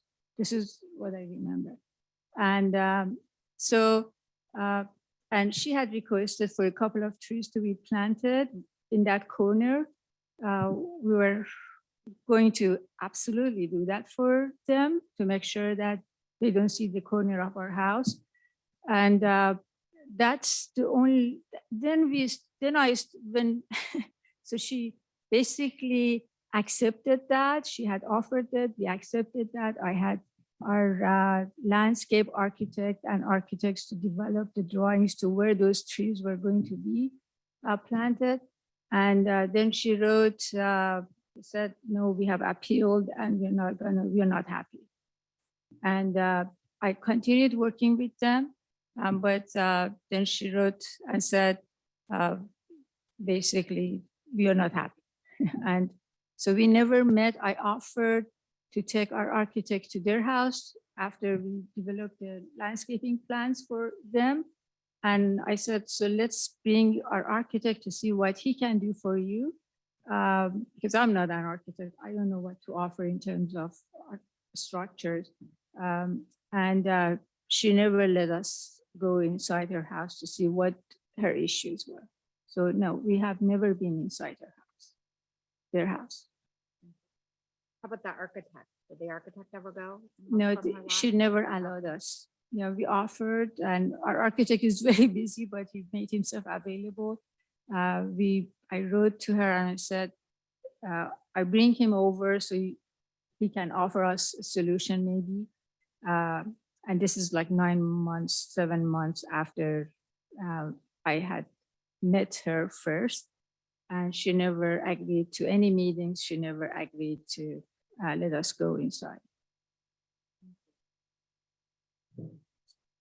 Okay, if there are no more council questions, then I think up next was the public hearing portion. Is that correct? Yeah. Public hearing. Okay, so I will open the public hearing then. So now would be the time for any public comment on this matter. And I see a handful of hands raised. So first hand I see is Greg. Go ahead, Greg. Hi, good evening. You're able to hear me? Yes. Wonderful. First, let me share with you that thanks to my periodontist, I'm missing a tooth, so I have a funny lisp for a few days here. I would like to say that I am a licensed California appraiser, and I've done extensive valuation on properties in Portola Valley and every surrounding community.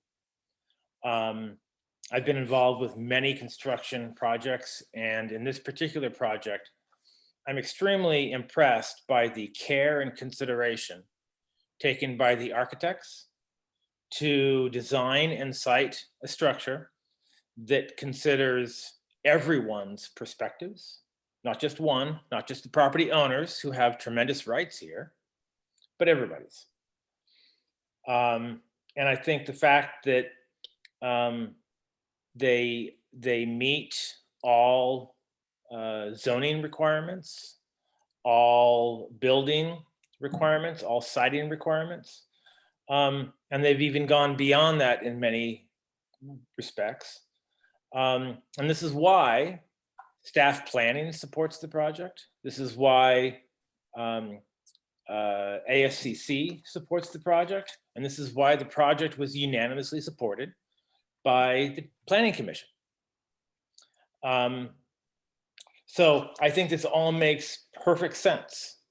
I think that there are many neighbors, we've seen from the map, there are many neighbors who have view corridors onto the property. It would be ideal if no neighbors objected. But the best possible scenario is that there are the fewest possible neighbors object. And that's where we're at. We have a single neighbor that has the minimalist view corridor onto the property. And it seems to me as though mitigation measures have been taken with siding the structure, the height of the structure, preserving the open space, and screenage, additional screenage to take that neighbor, that single neighbor's last considerations into focus. Thank you. Thank you, Greg. Next is Carolyn.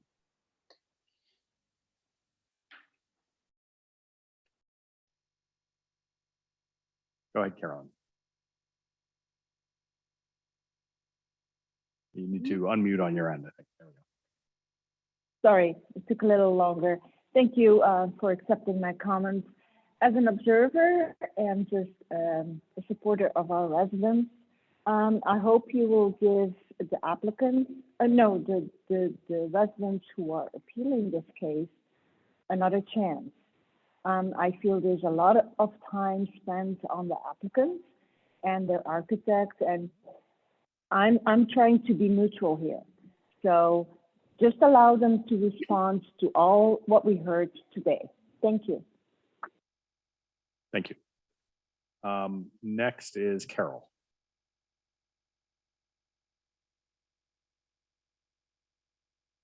Go ahead, Carol Urbanek.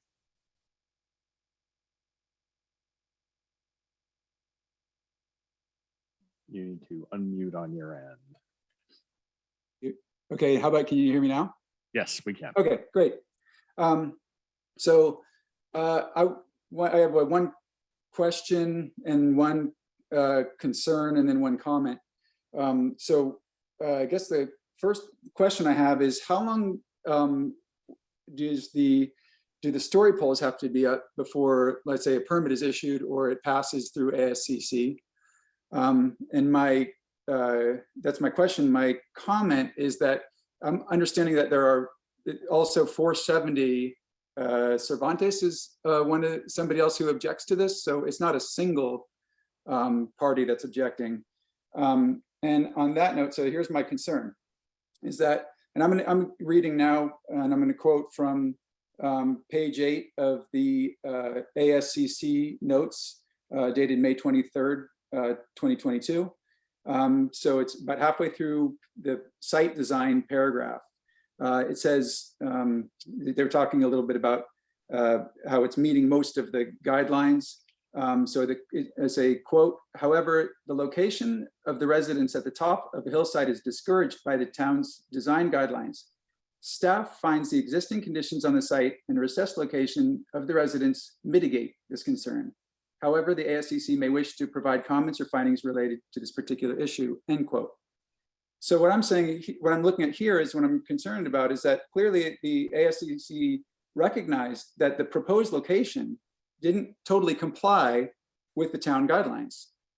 And I think that if something doesn't totally comply with the town guidelines, and I don't know how hard and fast these guidelines are, that if you then have 50% of the people who border that property objecting to it, how was it pushed through and approved as quickly as it was? I mean, that's, we have, the property only has 4 neighbors, immediate neighbors. And so I know that there are 2, and I don't know, the other immediate ones, but I don't think that this should have gone unnoticed and undealt with. So that's what I would suggest, is that this was pushed through pretty quickly, and it's a procedural thing, I think. Thanks. Thank you. We will note your questions and any other questions that come up, and staff will have an opportunity to answer them after we've had all the public comment. So we will get back to those. Next is Lauren. Can you hear me? Yes. Great, thank you. Yeah, my name is Lauren Dakin. I am a real estate professional, but more than that, I own the property at 118 Apache Drive, which is directly across the street from the project. I did not know Sue and her husband until I met them when they gave me a set of plans and we talked in detail. I've seen a lot of construction over the years. I do a lot of development, and I've been a lot involved in construction and real estate for many, many years. And I think they've taken incredible care and a lot of detail into planning of this. You could potentially place this property down further down the slope towards Cervantes, but at the same time, they could raise their plate level and still would be within the guidelines and everyone would have the same problem. I think they've done a tremendous job in hiding this. I have arguably the most exposure to this from at 118 Apache. And I think they've done a tremendous job. And I think they've taken into account all aspects as best they could. It is a keystone property. You have multiple neighbors on multiple sides, not just a couple. And you can't help but see a house being built next to you, no matter where you are. I mean, so I think they've played within the rules. They've done everything they're supposed to do. And from a practical standpoint, the costs in delay, the holding costs, the changes from the architects, these aren't simple fees. This is extraordinary. And this is a huge burden. And I think they're going above and beyond what they need to do to satisfy all of their requirements and provide proper screening on all sides. So anyway, I just hope that we just come to our better senses and just let's let these people get on with their lives. That's all I have to say. Thank you. Thank you. Next is Lisa. Thank you. My name is Lisa Hennefarth, and my husband and I were both part of the first appeal. Although we are not part of the current appeal, we still oppose the proposed structure and would like to see the town council overturn the previous decisions and allow the neighbors to voice their input in a meaningful way in order to come up with a better solution that works for everyone. We feel our voices have not been heard. There are three main points that I would like to make to the town council. First is a lack of transparency of the cuvées. Number two, the planning commission processes are flawed and biased. And three, the direct neighbor impact. With regards to my first point, the cuvées are developers. And this is not their first time dealing with town processes. Their development in the Los Altos Hills was contested by a neighbor directly impacted by their project due to a lack of transparency with their project plans. Back in January, the cuvées approached us with their obligatory town paperwork. At that point in time, there was absolutely no mention of relocating the current structure, even after my husband said, and I quote, "We understand the structure is old and are aware that whomever bought that property would rebuild." He went on to tell Ms. Cuvée, "I'm not concerned about your project because I will not see it since I am 2 doors down." Nothing was mentioned by Ms. Cuvée at that meeting that the proposed structure was going to be relocated and thus visible to us. She allowed us to assume we would not be impacted by her project whatsoever. Given how meticulously detailed the cuvées are, and not to mention that she had shared plans with Mr. Dakin, who just told us she shared plans with, and as well as the other neighbor that she mentioned in her rebuttal or her comment, not once did she ask us to show us her plans.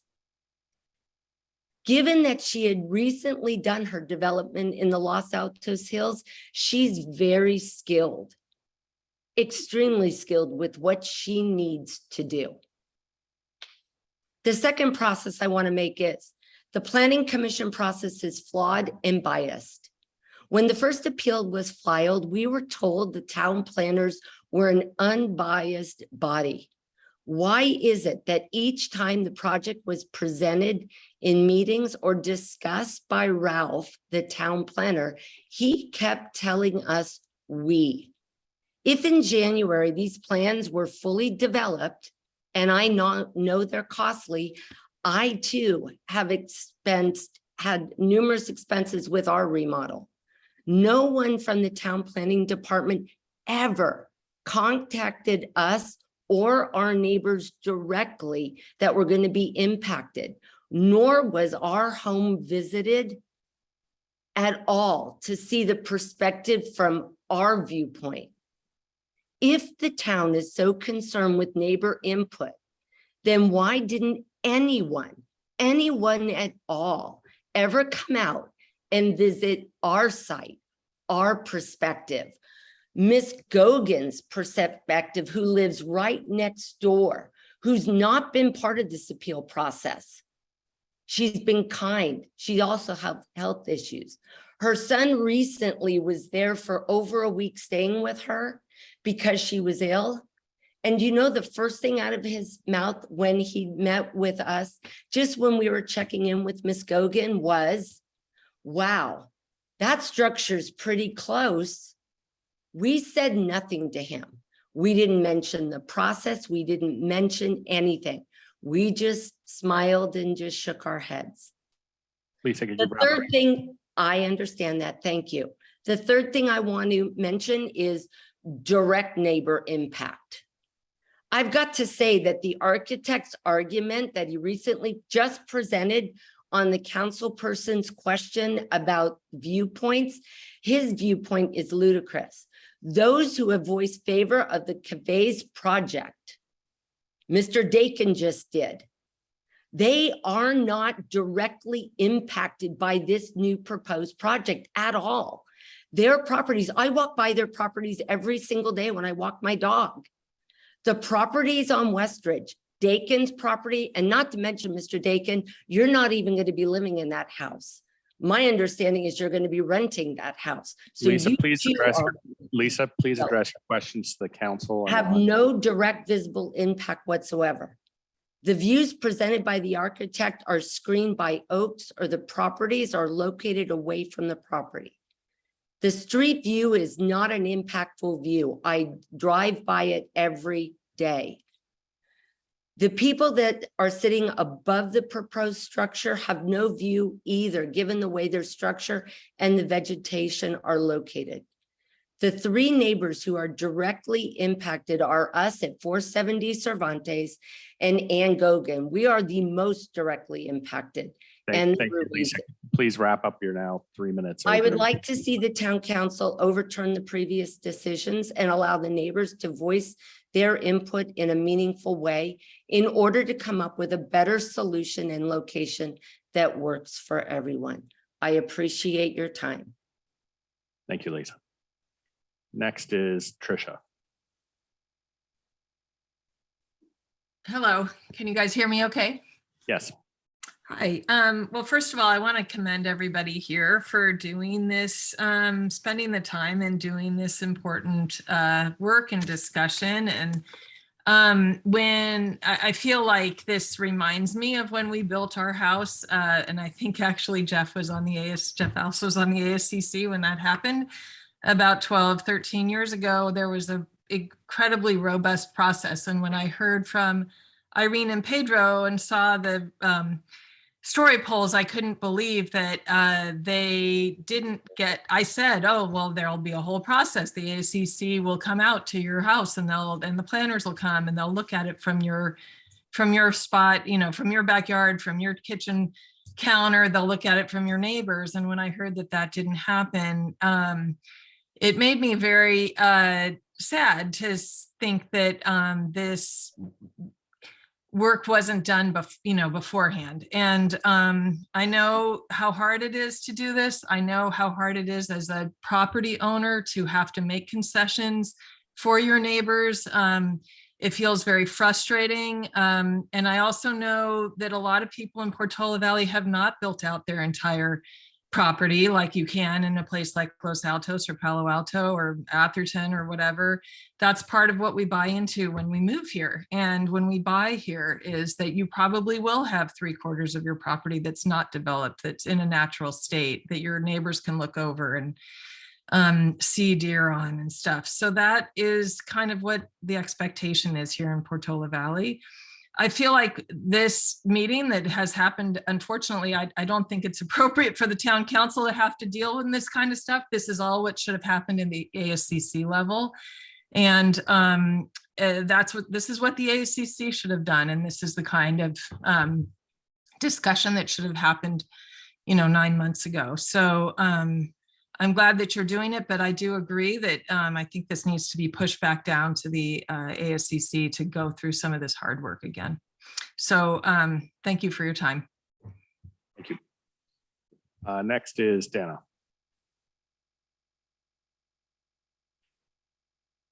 Thank you. Dana Breen, 4680 Alpine. This is an ambitious, detailed, and really lovely project of a new house, but it had no preliminary review. For decades, all new homes in Portola Valley had preliminary reviews. The prelim meeting was the time for applicants, architecture team, town, ASCC, and all neighbors to meet, talk, question, and understand the project. This is when ASCC members have an opportunity to visit the properties of all concerned neighbors. The prelim was an opportunity for all to get the feel of the project and for the applicant to hear and make adjustments for the final meeting.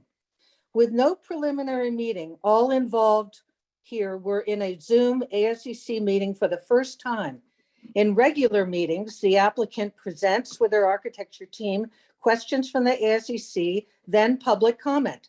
The neighbors of this project spoke then, and it went back to ASCC for deliberation. This is the first time these neighbors hear the ASCC, their comments. Dave Ross had elucidating comments regarding the plate heights of both the basement and the first floor, the color of the house and landscape.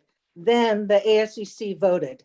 There was no opportunity for the neighbors to respond to the ASCC comments, to their deliberation. It was over. As a former ASCC member of decades, I have a problem with that process. And I've talked to other ASCC members today who also agreed. And what you don't see in your packet is that although the Planning Commission denied the appeal, 3 or 4 of them felt that the process was flawed and in need of help.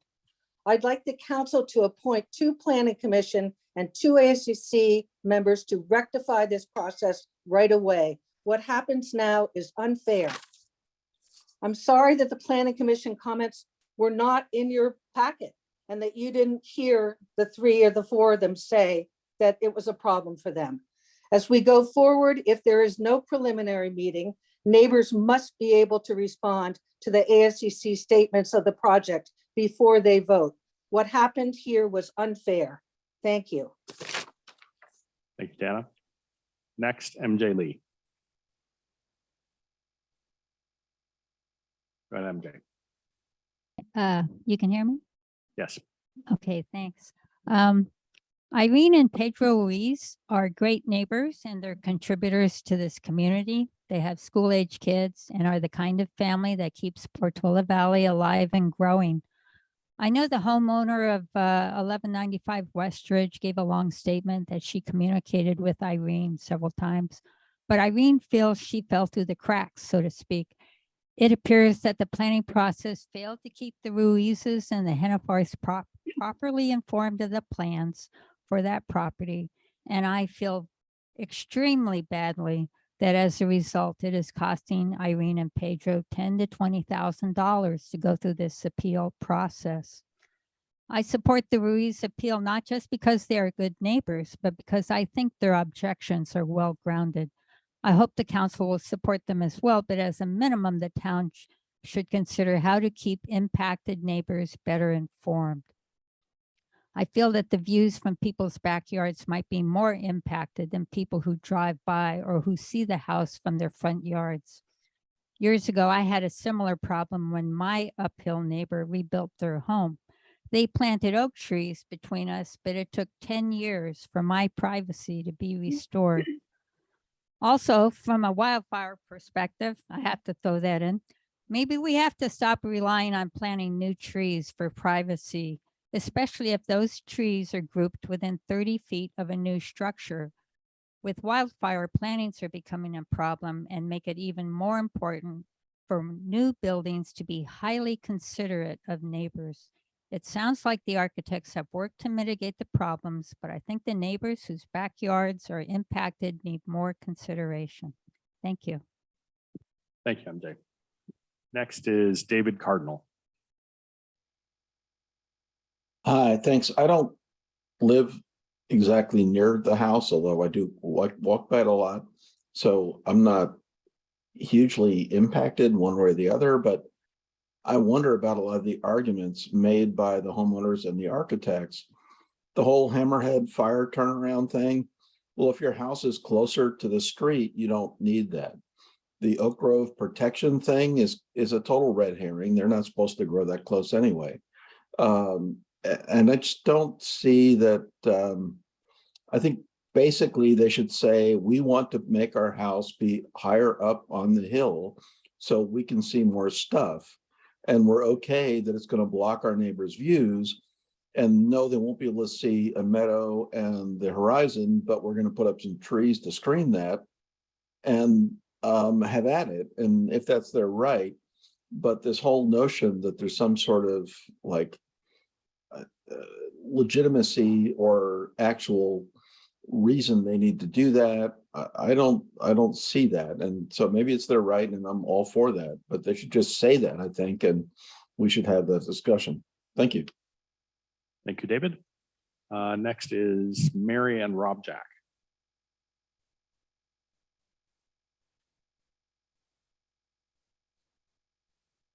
There you go. Okay, Rob speaking here. Mr. Welte said tonight, every inch of our lot is open to public view. And clearly the problem here is not what's numerically required. The architect has made sure that everything fits in the guidelines, but we're dealing with a confrontation between ostentatious and unobtrusive. My concern is that the bad feeling of the ASCC and the Planning Commission regarding this project has been overlooked. I'd like to hear from the architect why the plate heights have not been reduced, why the building has not been situated deeper into the hillside to reduce the roof height. In my opinion, the roof height should be absolutely no higher than the ridge line. This photo, the plans they showed of the roof peeking out over the ridge height are unacceptable. It's not unobtrusive. It's a problem for those on Westridge. It's a problem for the neighbors. I recommend that the town send this project back to the ASCC for review of the siting and the plate height, which has already been brought up at ASCC meetings and the Planning Commission meeting, and nothing has been done. Thank you very much for your consideration. Thank you, Rob. I see no more hands raised. Oh, there's one. Ron Hennepar. Good evening. Thank you for. Oops, we good. Thank you for your time. Sorry. I just want to make a few comments here. And one of them was at the beginning when we were presented with this project. I'm assuming that the siting of the structure back in January was already set in stone. And when we did our cottage ADU and remodeled our house, Tom Blasek asked me he basically told me I had to move my cottage into a different location because it was too visible from the street. So we had to make those accommodations. And my sense is that the only person up until ASCC that can do that kind of movement is going to be the town planner. Correct me if I'm wrong. Secondly, before I got involved with this, I went to my neighbors and Gogan, I can't remember Kathy, the doors below us, and my neighbors across the street, told them what my plans were, where it was going to go. I wanted to make sure that I didn't run into this kind of a problem because I was scared to death that someone would object to it and my plans would fall apart. What I'm seeing here is totally a capitulation to the homeowners. I'm going to just say kind of running roughshod over the whole process and being allowed to just put the structure where they want in their favor. Having said that, when I visited the site where the original structure is right now, they have a better radius view of the western hills than they do from where they're going to locate their property currently. The other thing is that that house effectively sits like it's a house right on top of the ridge. The height that you see from our property, from the Ruiz's property, and I don't even want to talk about 480 because that's just like a wall of a house right there next to poor Ann Gogan's place. It's huge, and it sits like it's a house right on top because it's 2 stories. I think that the architects were very disingenuous to talk about the neighbors on Westridge. They have 3 rows of oak trees along that street. And I don't know the address. It's the Savage's house faces towards the west, not towards the Cave's new structure. I'm sorry, Mr. Dakin, but I went to visit you to find you to talk to you about that structure. Please address. I went to your property and I could not see the old structure or the proposed structure from your location. So I feel that that's very disingenuous that you're going to be impacted by that view. Ron, And please address your MJ, comments to us. myself, and all of us around here, we all drive up and down Cervantes daily. I walk my dog daily, if not twice. I have no issue with where the current structure is. And recently I talked to Bruno because he had a water leak and I asked him about that structure. He had no issues with the way it's going up there one way or the other because he's not living there right now. So he was just grateful that we alerted him about his water leak. It's been quiet for 25 years because basically the Ray Rusum who lived there was just an old couple and they were very quiet other than when he did his tractor cutting the grasses. So I don't know where this pool noise is coming from. I think that's just another red herring. The Mapache residents don't see anything. I think that the arguments are just totally disingenuous that they're impacted. We are the ones that are impacted, just us. And we're being the ones that have to bear the brunt for the rest of our lives because I'm not moving. And I just don't believe that this structure for 2 people is going to be one that they're going to live there for a long time. This process was fast tracked and that's not right. We should have had better chance to argue that. I was misled from the get-go, didn't know what was going on. When we saw it, my wife's going, what is going on here? We enjoy our backyard back there and we vegetable garden and we enjoy the privacy. I feel that that's been broken. And that one light and that glass door where the back of the corner of the house is going to be is directly impacted into our bedroom. We don't have curtains back there because we had put the redwood screening up for privacy for the ADU that was illegally placed up above us. So now we're going to have in the corner, we're going to see their lights going off every night. And who knows if they put up Christmas lights or some other lights or some, but I don't want to see lights back there. It's been quiet. It's been very nice and peaceful. And now we've got a building right up against our property. Thanks so much. I'm a little bit passionate and I'm sorry about that. Thank you, Ron. It's understandable. Okay, I see Mary and Rob Jack have their hand up, but they've already spoken, so let me just forgot to lower their hand. Yes, if you'd like to speak, come up to the microphone, please. And could you please identify yourself as well for the recording?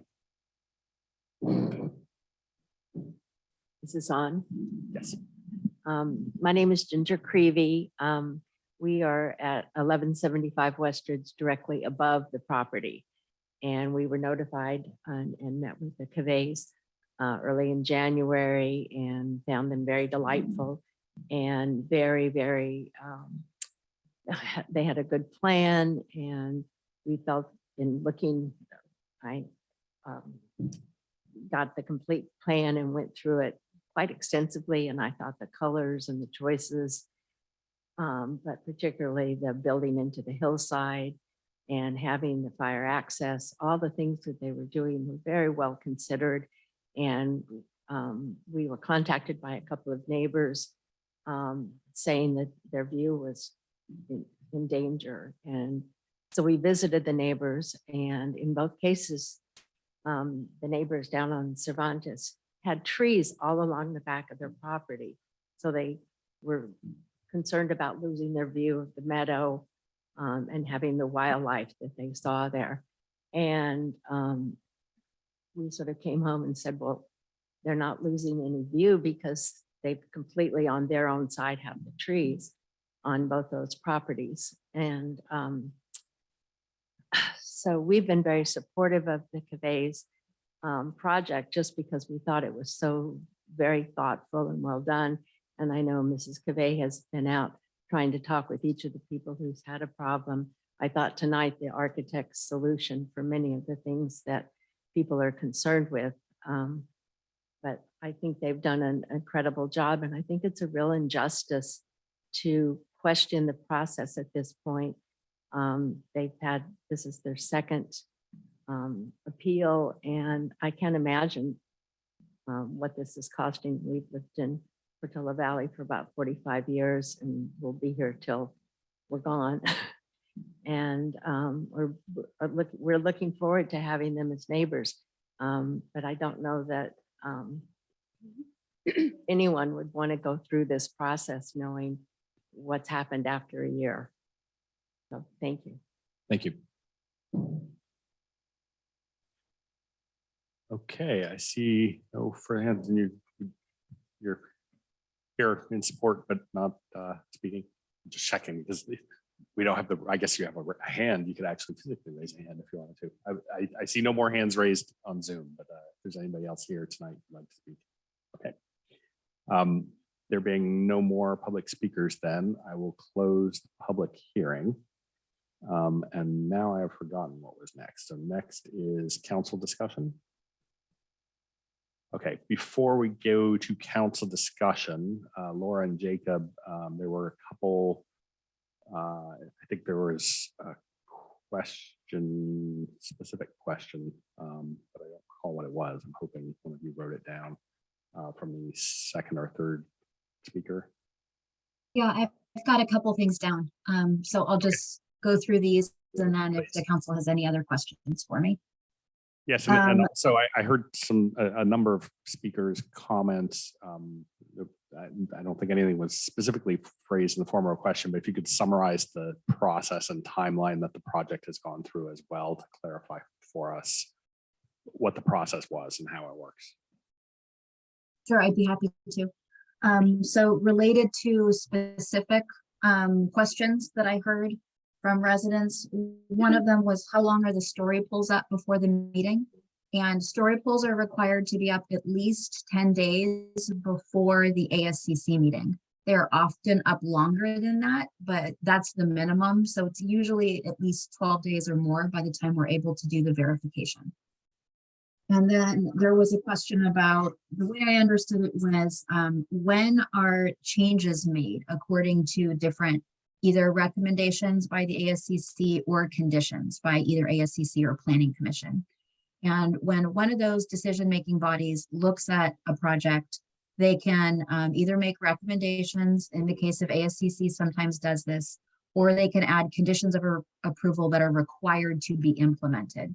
And then the applicant goes back and makes those changes on the plans when they're submitted for their building permit application. So that's when the change is typically made for conditions of approval. And then our planning staff looks at those and says, if it's a numeric standard, it may just meet it. If it's something that requires some discretion, then we typically have one or two members of the ASCC look at it and consult and decide whether those items could be approved or not. So that's the kind of two specific questions that I heard from residents. In regards to the process overall, staff would characterize this project as being consistent with our typical process. And let me elaborate a little bit on what I mean by that. For at least 5 years, because I've been here a little over 4 years, the ASCC has been reviewing projects either with a two-step review, and we call that preliminary and final review, or with a one-step review, where there is not a preliminary review meeting. And so that was implemented, like I said, at least 5 years ago. And so we prepare some projects for preliminary review. If we are aware at the time of significant issues with neighbors, if there's a lot of concerns from Conservation Committee, if there's concerns from other reviewing bodies, if the applicant requests it to get preliminary feedback or early feedback, or if there are other outstanding issues that staff is aware of at the time. And then there are other projects, because they may have complexity, that we prepare for either the preliminary review or a one-stop review. That's always up to the ASCC to make the decision whether they are ready to approve a project.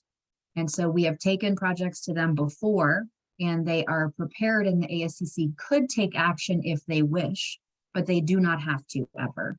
So we have had times when the ASCC would pause a project and say, this is not ready for approval. We need to have additional revisions to this and additional discussion. We have had a chance, and I think actually at the same meeting, where there was a project that they wanted to review it. I thought it might take 2 reviews, and they were ready to approve it in 1 meeting. So, we make recommendations on these things, but it's always up to the ASCC to decide. Staff did talk to ASCC a couple of years ago about whether they wanted to have kind of like a checklist of what types of projects qualify for a one-stop review. And they declined. They said it's okay to do it on a case-by-case basis. So we have been consistent with that procedure. And at no time since I've been here has ASCC asked the planning department to do a preliminary review on every project.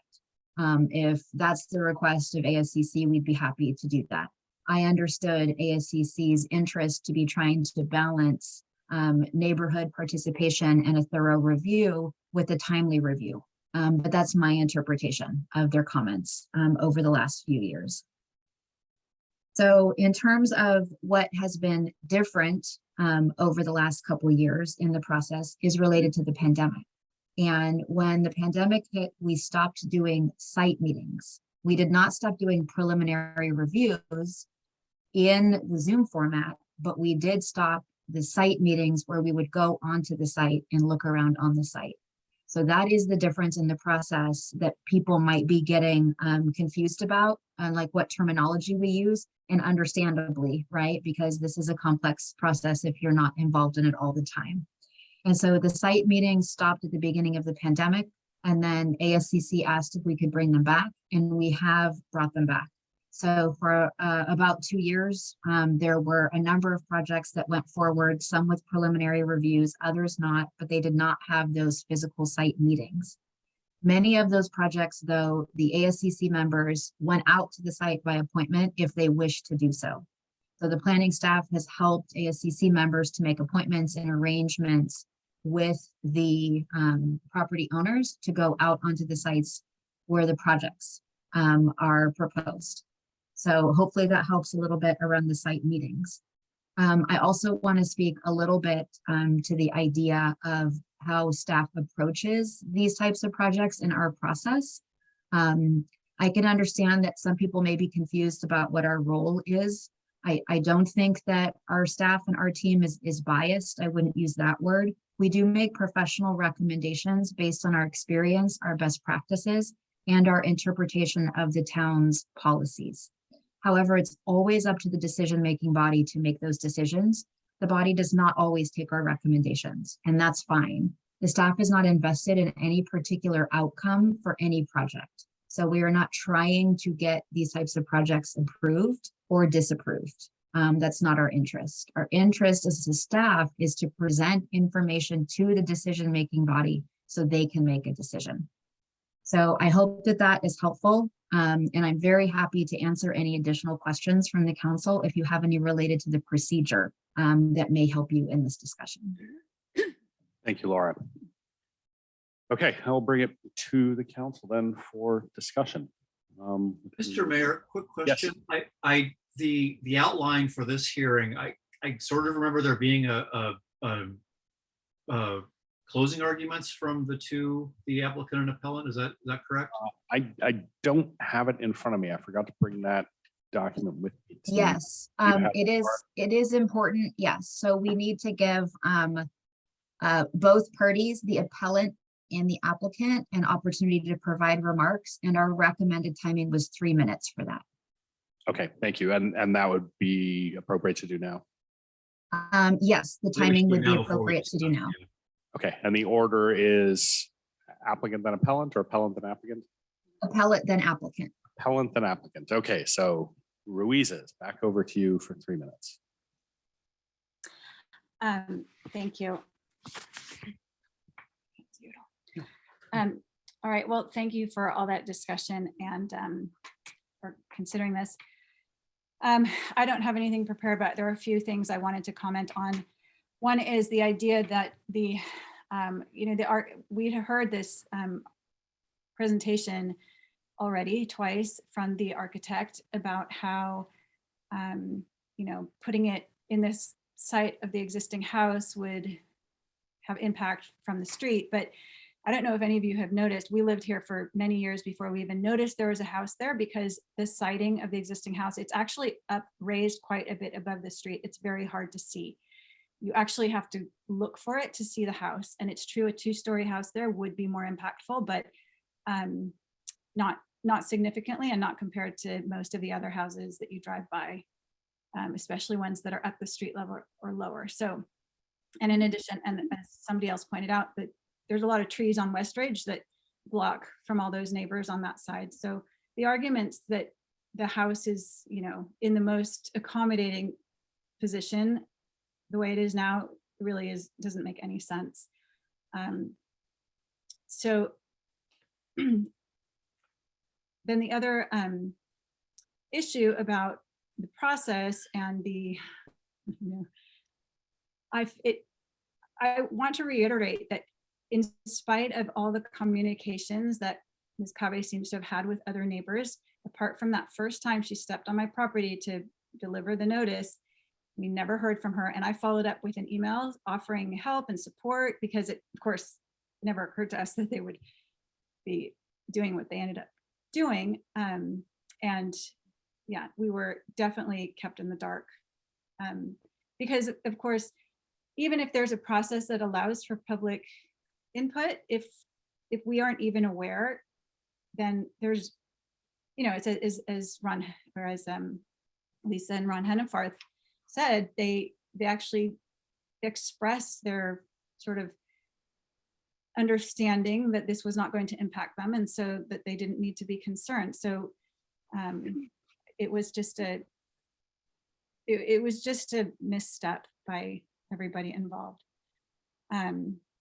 I just think that this is really unfortunate and unfair, and I think that it will be for the best for the whole town if this project has to go back and the house can be sited. It doesn't have to move very far. I mean, we've looked at those layouts. If it moves 20, 30 feet downhill, it will be quite out of sight, and it will be much less visible for us, maybe not completely invisible, but mostly invisible. It will be invisible to the Hennefarths, it'll be invisible to the, well, less visible to the Goguen property, because right now it's just like smacked up against their property. So I won't say anymore. I think that's enough. Thank you. Thank you. Are there any final questions for the appellant? I have one, which is just the architect showed a drawing that showed some screening that I hadn't seen previously between your property and the structure, the corner there of that structure. Had you seen those before, and that make things better for you, having those? I mean, the rendition with the trees? The 10-foot oak trees? Yeah. Well, interesting. I would like to comment on that, because the Go ahead. because interesting, the architect's photos are the ones that the staff is using, and those are taken from a vantage point which is the most favorable. That I think Sarah Warnikoff commented that the photos that were in the staff report did not do justice to what is actually visible from our house, and that's because they were taken from kind of the back of our yard instead of from where we mostly would see it, which is from our house. of course, trees are going to mitigate, and we're going to see trees instead of open space. But, right now, the sunset's back there, there's kind of filters through. It's really beautiful and lovely. And we'll see trees instead. But if everyone keeps putting up trees to wall off their houses, then you're in. Actually, the guidelines of the town for building structures on the ridge, which is what we are arguing is not fitting for this project, doesn't say in any part that you can actually plant trees on the top of the hill to hide the structures. That's one point. The second point that we really don't want more trees for fire hazard in the whole area. So that's two important points. You can screen for trees. We can plant redwoods, and in 10, 15 years, we'll have a full screen. But that's not what we are arguing for the guidelines of the town. Thank you. Okay, any other questions for the appellant? No, okay, so then the applicant, you have 3 minutes. Before I turn it over to our architect, I just want to make a couple of points. First of all, we are not developers. We have not been developers. We lived for a long time in Los Altos Hills. We had our house built for us. We hired architects, we hired general contractors, and they built the house for us. I was working full-time, a very busy professional career. My husband was working full-time, a very busy professional career. And at the end, he retired due to some personal reasons, but he was not able to be a developer at that point. So, and we didn't sell the house right away. We lived in it for some time, for a long time, and we sold it at the end for personal reasons. So we are not developers. I want everybody in town, whoever is supporting Ruiz's and Hennifer's, they have our full respect, and they should know that we are not developers.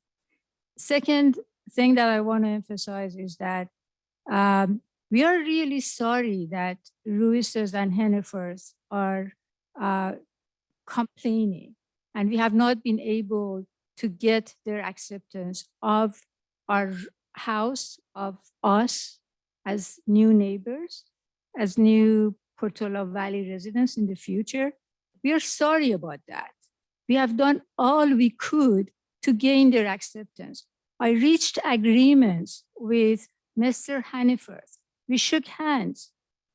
Anything that he asked after the ASCC approval, not before that, after the ASCC approval, we didn't know that there was an appeal process. The ASCC told us, these are suggestions, these are not condition of approval. So explore it. If you do not want to do these things, don't do it. Just come back and tell us why not. After that we thought we had it, we had the approval and we could go start our structural design. I met with Mr. Henniferth, and he was kind enough to meet with me. Mrs. Ruiz never met with me, never. I invited her to our site. I asked her to let me see what her issues were. They never let us into their house. Mr. Henniferth came to our lot, spent 2 hours or so in extreme heat. My husband was actually not doing well at that point. We had an appointment due to health reasons. He sat in the corner and I spent 2 hours with Mr. Henniferth. We walked the entire lot. And at that point, there was no pruning. So we came to agreements on every issue, on everything that he asked. Thank you. And then things changed. But another thing that I want to say is that both Mr. and Mrs. Henniferth and Ruiz said, they are both familiar with construction. They both said that they had ADUs and repairs and other construction projects. We did not have any experience with Portola Valley. And when I introduced ourselves and our project, they could have done their own homework and reached out. Now we have hundreds of thousands of dollars in spending. We cannot change the plans anymore. If we could, we would have sat down with them and with our architect, and we would have probably done something. But we are not able to do that at this point. Thank you. You're 4 minutes now into the 3 minutes. So Stuart, if you have anything very quick, I'll give you, I don't know, 30 seconds or a minute here. Sure. Yeah, normally, our greatest effort is put toward working with the rules that are in place, the rules of engagement and the rules of design, not only the numeric, but subjective and discretionary rules. I think our process that we have gone through has not been fast tracked. I think you can check the dates on that and know that we've been through this process for, as everyone said, for at least a year now, and through many, many design iterations. We've addressed so many comments and we've really done our best to follow the rules while also trying to create a home that will be highly energy efficient and highly sustainable and will actually enhance the lot that's there. So the concept of, the Conservation Committee are the experts on how to treat the lot well in terms of the foliage, et cetera. And we're following everything they've asked to be done. And so the site will be healthier, the area will be healthier, the home will not be obstructed. And I think the drawings and the design really speak for themselves. Thank you for your time, and please know that our goal has always been to do the best project we can, design a home that is going to really enhance Portola Valley's strong characteristics of natural environment. Thank you. Thank you. Okay, so now am I correct in saying it will be coming back to the council for discussion? Okay, everybody's nodding. Thank you. I'm sorry about that previous error on my part. I see a panelist hand up. Jeff. I just had one clarifying question for staff, and that was, did I understand the plate heights were changed in response to the planning condition? Planning condition added the condition of lower plate heights. Is that correct? And if so, what was the difference roughly in plate heights from, because those story poles for the original staff report are higher than what we see out there now, if I'm reading it correctly. I think maybe that's for Laura or. So the ASCC made the recommendation to reduce the height, and they were focused on the plate height. Right. Okay, so if anyone is not familiar with this terminology, it's a little bit different than the ceiling height, but that's the easiest way to understand it. Is like, how tall is the floor? Like, how tall is the ceiling? That's the easiest way to understand it. It's like ceiling height. And so that was the recommendation that came from Dave Ross. The applicant team looked at it a little bit differently in terms of reducing the height, is my understanding. And so the detailed analysis of what they proposed, that's what would normally come in, and two ASCC members would look at it. So the condition of approval that was put on the project by ASCC was that they had to reduce the height. The assumption is that it would be through the plate height, but if they otherwise reduce the height of the building, that may also be acceptable, subject to the review of two ASCC members. Does that answer it? Yeah, I mean, my understanding, it looked to me like it actually the height had been reduced through plate height or that pushing back of the roof or something between the two iterations. I just want to make sure. It was reduced between ASCC and Planning Commission. So Okay. the applicant showed revised plans at the Planning Commission meeting. Thank you. Sarah. So Laura, I think I know the answer to this because I have watched the ASCC meeting and the whole Planning Commission meeting. But I also have been wondering, did it come up at any point to shift the property, particularly earlier in the process, so at the ASCC, to shift the property up towards Cervantes, even if it was 10 feet? I know Louise has mentioned 20 to 30 feet, but did shifting of it forward come up at any point? I'm not aware of any time that there was a discussion about shifting the house on the site at ASCC or Planning Commission. Okay. Any other questions? Nope. Okay, then we will go to council discussion. Jeff, do you want to start? Sure. I mean, this is one of those instances that we get here every few years where as someone pointed out, it is a keystone lot. It's a lot that borders on at least 5 properties, sits on a kind of an odd point of land, creates some really interesting and awkward siting questions. I have to say, looking at the plans, looking at the site, and now listening to this full discussion, I think the design team did a pretty good job in terms of citing it. Given that kind of odd shape of the lot and the triangle and that the sort of funny ridge condition towards the front, I think this where they've landed, where they took this break in slope and really dug the house in as deeply as they did. I think they've actually done a pretty good job. It is unfortunate that the new house is visible from the Ruizes and the old house was not. I don't want to minimize that, but I given all of the various, I mean, they really did have multiple neighbors and people they were trying to strike a balance between. I can't see anything here that's, I mean, you could talk about shifting it, but then that actually pushes it closer, I think, to the Hennefarth and Gogens properties, if I'm looking at that map correctly. It's hard to just, I mean, the east-west axis makes a lot of sense to me in terms of just energy efficiency, but also it matches the slope. I wouldn't want to have it running north-south down that hill, because that would create all kinds of other view problems and access problems.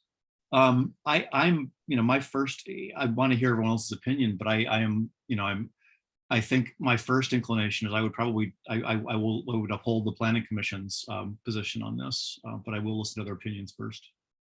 Thank you, Jeff. Marianne?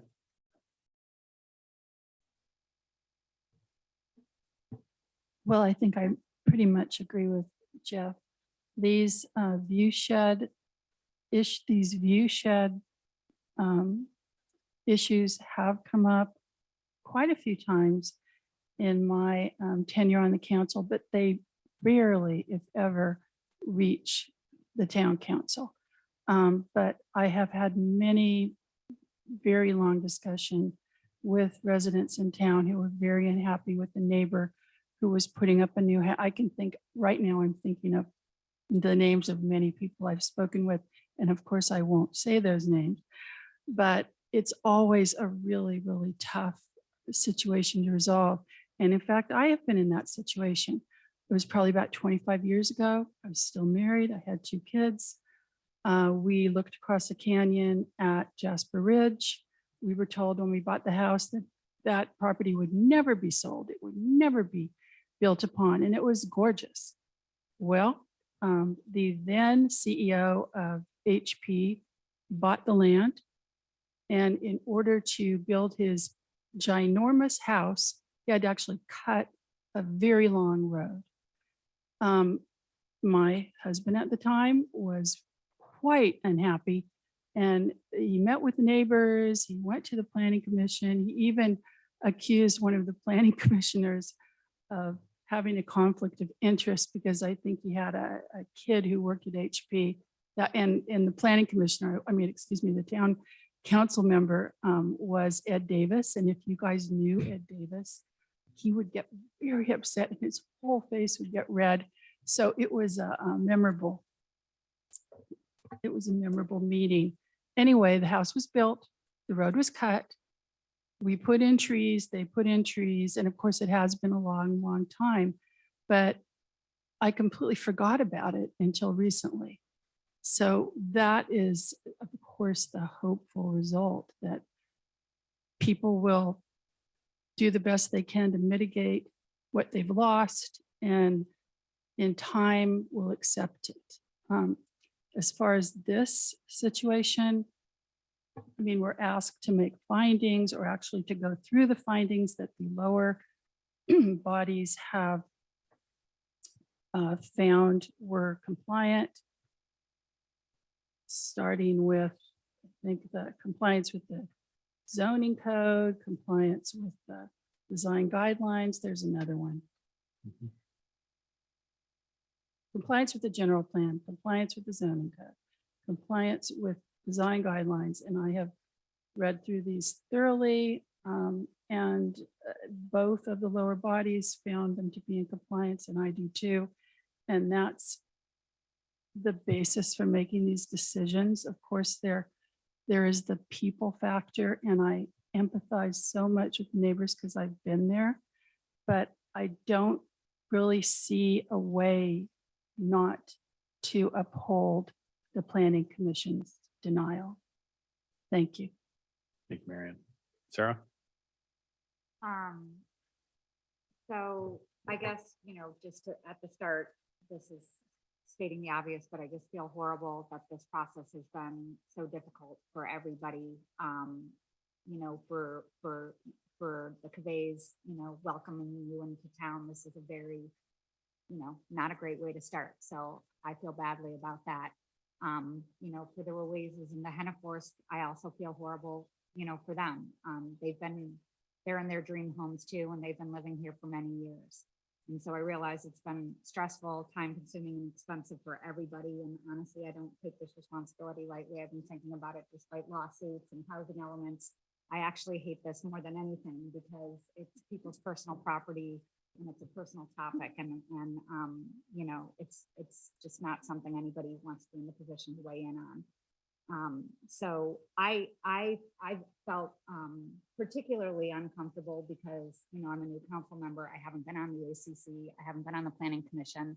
I'm not familiar with how, these decisions have been made and all of the details that go on in the process, unlike all of my counterparts here. I did listen, as I said, to the whole ASCC meeting, the Planning Commission meeting. I actually sat on that original. I was a liaison for the May ASCC, but I re-listened to it this week, the full Planning Commission. I talked to a planning commissioner. I talked to 2 ASCC commissioners. And as I mentioned, I talked to Laura and I visited the site from the perspective of the appellants. And I think I kind of have distilled it down to 2 questions for me. And the first one was, does this design conflict with the design guidelines as it relates to the view preservation? And when I think about that, I look at the wording here that says prevent the obstruction of views of adjacent property owners by structure or additions to existing structures. To me, as a layperson coming in, having not looked at, multiple meetings over years, like people on the ASCC and you guys have, when I'm standing in their lot, I think, yeah, it is obstructing their view of what they think is their prize view. It's that hillside. I know a lot of people think of views as it's the bay or it's Windy Hill or what have you, but for the Ruizes, their prize view is that hillside, and their backyard is clearly oriented to it. Then I say, my other question is, would the outcome be any different had the process been different? And so that's something I've spent some time on trying to understand,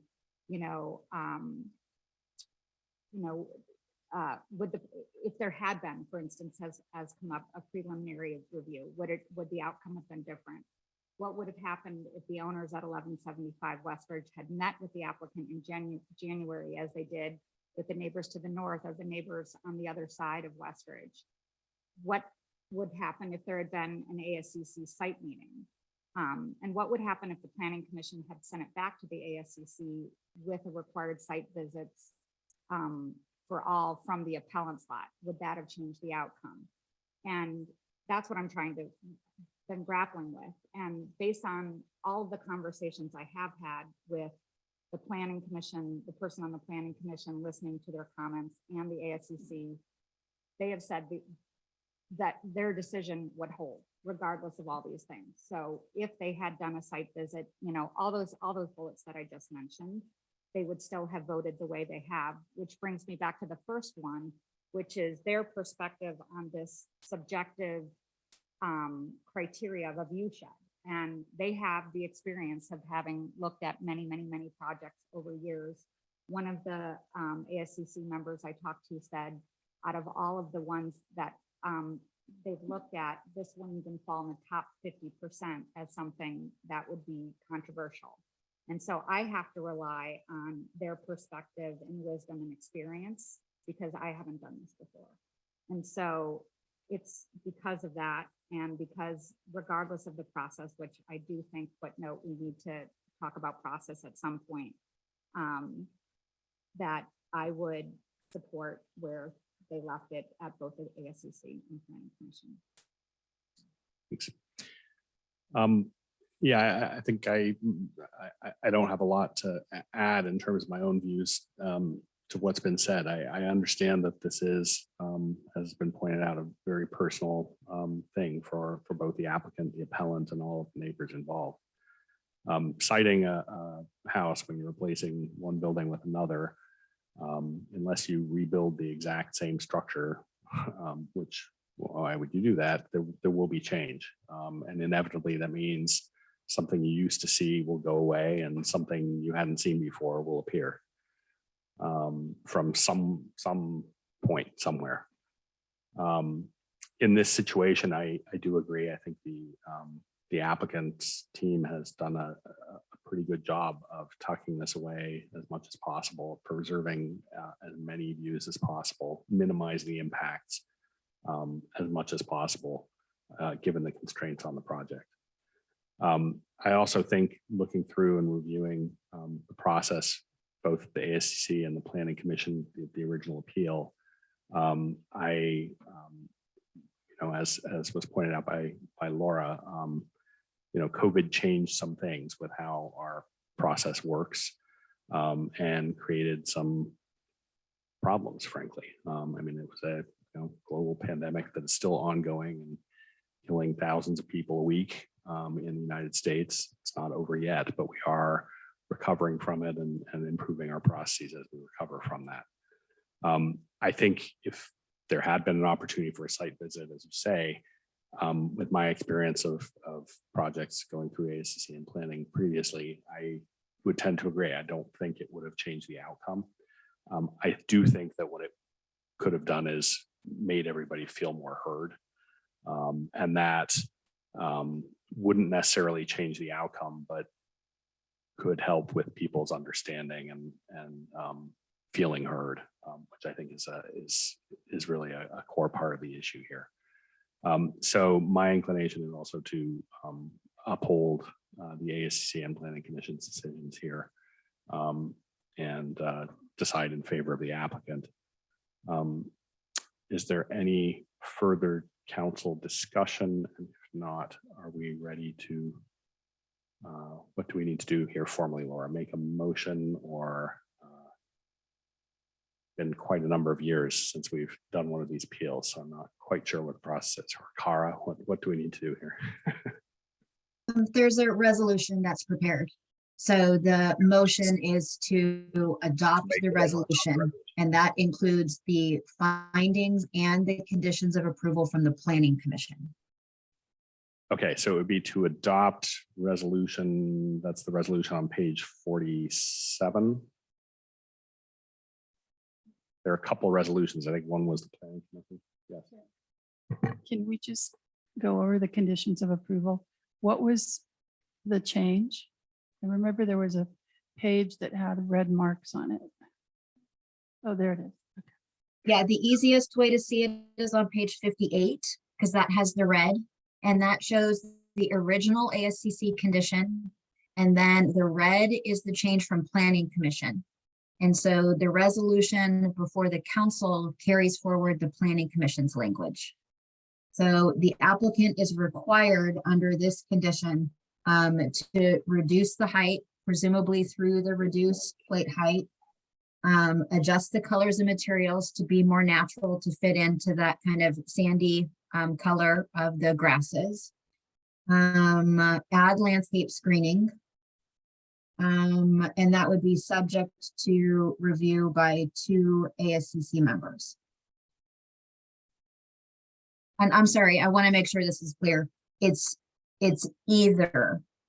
Right. Okay, so again, on page 58, I want to make sure I'm representing this accurately. The applicant will implement either a reduction in the plate height, colors and materials, landscape screening, or some combination of these mitigations. So that's the one thing based on the council's discussion that you should decide whether they have to do some combination of those subject to ASCC approval, or if they have to do all of those. Right. And so the language of the either was there, was there from ASCC, but that's what Planning Commission approved. So if we were to not modify the Planning Commission, then it would carry through the either or combination. Yes. Thank you. Okay.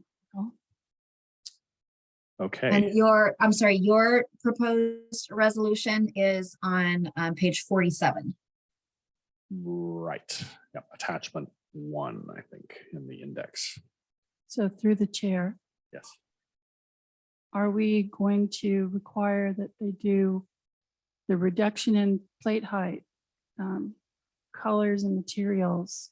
I think it was a warmer palette. Landscape screening, I assume that's the trees. Or are we going to say you can do a combination?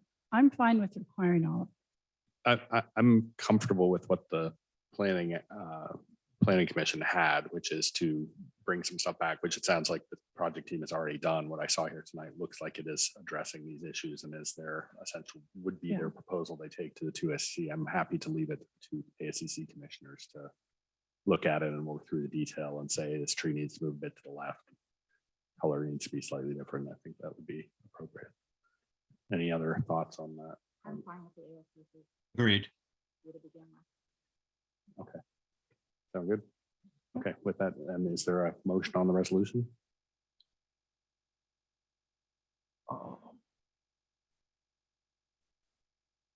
I move to adopt attachment 1, the resolution upholding, denying the appeal.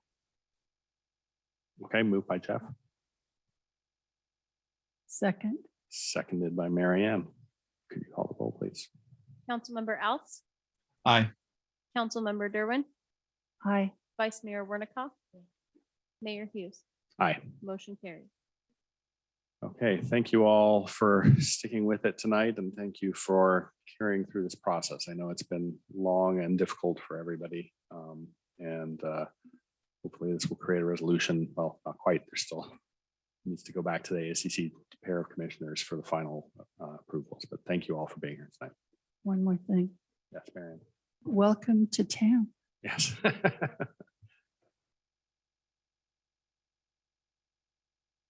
Okay. Yes, let's take let's take a break for 5 minutes. So we will reconvene at 9:55 to go on to our liaison committee agency reports, item 7. Thank you.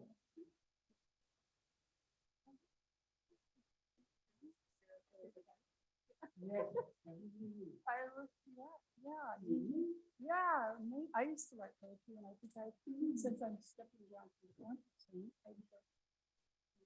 the If you can hear me in the schoolhouse, you can pause the recording if you'd like. Thank you.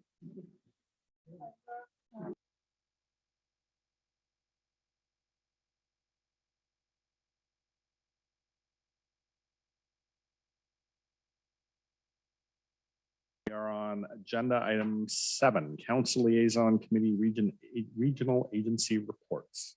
Marianne, do you want to start? Back to my big stack. I think I'm actually going to have to wear glasses to see this.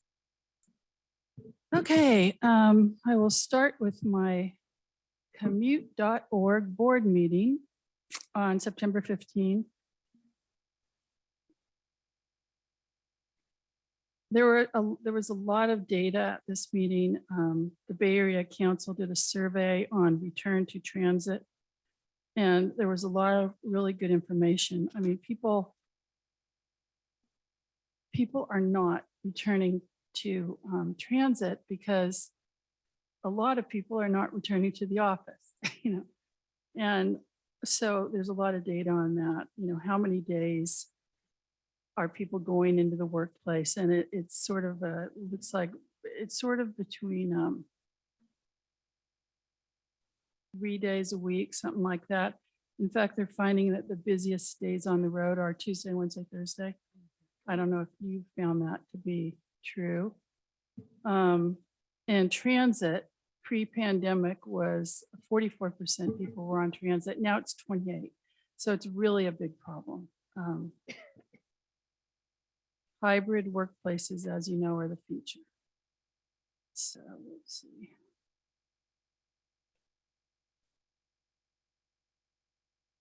And then they talked about the strategic plan for 2025.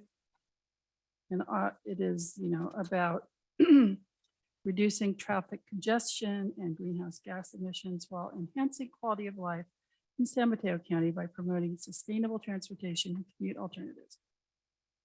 The only thing that I found sort of interesting in this was they're using something called On Strategy Platform tool to help build out the plan. And I didn't name it, but I talked to Jeremy and he said, we have something that's similar to that so that you can track tasks in a very detailed manner, right? Yeah, they're starting to play with Asana, I think. or Okay, not well, play this with one so looked much as really use. good and they really love it. Then we had an update on the equity plan. That's also in the On platform tool. Let's see. This was actually a really good, a lot of information. And it says, look at the slides. You know, perhaps I'll get those slides and send them to you. Like for instance, things like there's 400,000 people who work in San Mateo County. 65% don't live here, 37% live and work here. You know, what are the worker ages? 58% are 30 to 54. What are the races? 58% white, 32% Asian, 4.8 Black, 20% Latino, things like this. What are the top 5 counties where these people live who work here? San Mateo County, Santa Clara County, Alameda, San Francisco, Contra Costa, things like that. Oh, also more employers. There are more employers with 5 or less employees than large employers, what I thought was kind of interesting. Okay, what else? And then we were asked to do our clean air pledge because the 5th annual California Clean Air Day is October 5th, and I did move that onto the Sustainability Committee. There was a little discussion about the Jefferson Union High School affordable housing project. They built a whole bunch of housing for teachers, and then through a TDM grant, they've got van pools. Okay, so if all the teachers are living there and there's like 3 schools, they can move people with the little buses, the van pools to the school sites. But they're also trying to do a bicycle rebate program because a lot of teachers could ride regular bikes or e-bikes to work. The shuttle program's still going. 20 of 21 shuttles routes are operating. And then the one item that affects us that we were all supposed to come back and talk to our planning departments about is there is now a TDM ordinance in all new developments that generate 100 or more trips per day, and that would be to and from. So for instance, Stanford would probably hit that mark. They have to comply with this TDM ordinance. So in the whole county to date, there have been 0 applications and we're on month 9. So people are not getting the word that they need to comply. So I've told Jeremy and I will get a copy of it and send it. It's a good thing because they have to figure out how to get people to and from work without necessarily using a single person in a single car. There's a CCAG meeting on the 15th. What did we do? There's a big update on the express lanes. They're working on the piece from Whipple up to 380. It's already behind. There was all sorts of challenges and complications from paving operation, damage to the fiber optic cable, this sort of thing. To get back on schedule, they're doing faster inspections, faster repairs. cetera. We are on track with the amount of money that we are spending. We are not overspending. But it is not going to open when we wanted it to open. I think they're looking at February. So what's going to happen is it will be operational as an HOV3 until they turn on the tolling. HOV3 means if you have 3 people or more, you can ride in that lane. Then there was a presentation by someone named Egon Terplan, Terplan. He is a senior advisor of economic development of transportation in the governor's office of planning. He teaches at Berkeley. He has worked at Spur. He told us we are facing a climate crisis, but there are opportunities. However, things are going to have to majorly shift.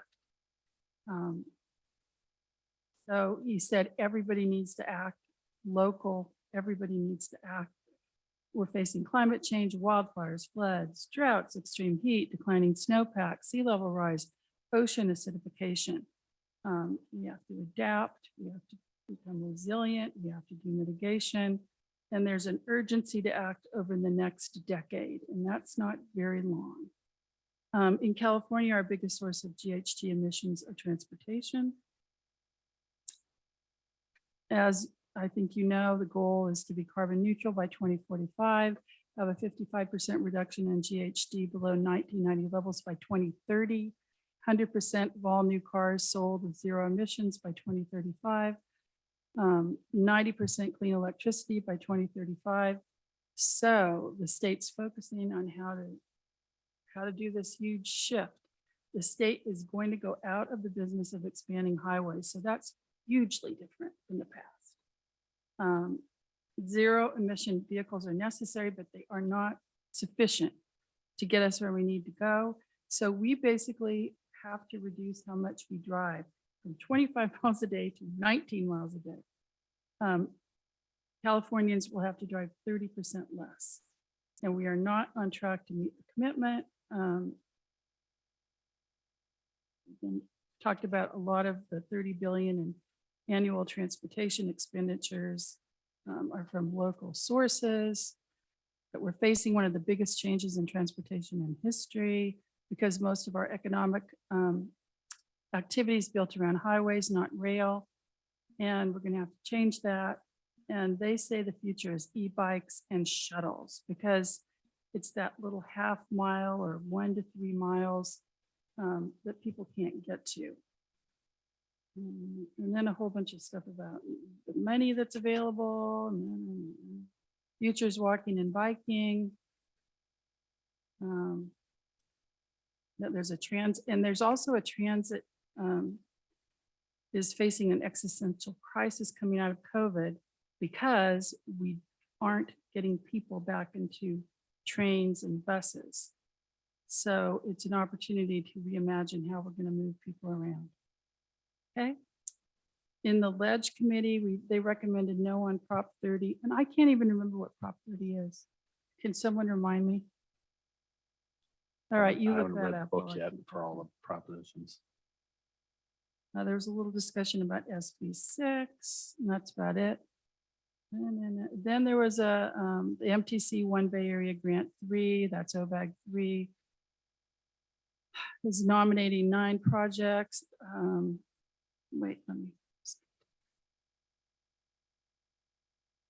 Okay, so there were 29 applications for this pot of money. There's 32.6 million available and 900,000 Measure M for Safe Route to School projects. And we received 29 applications with a minimum of 500K and a maximum of 5 million. And they had a hybrid panel of people from county stakeholders and other agencies. And they recommended 10 projects for funding.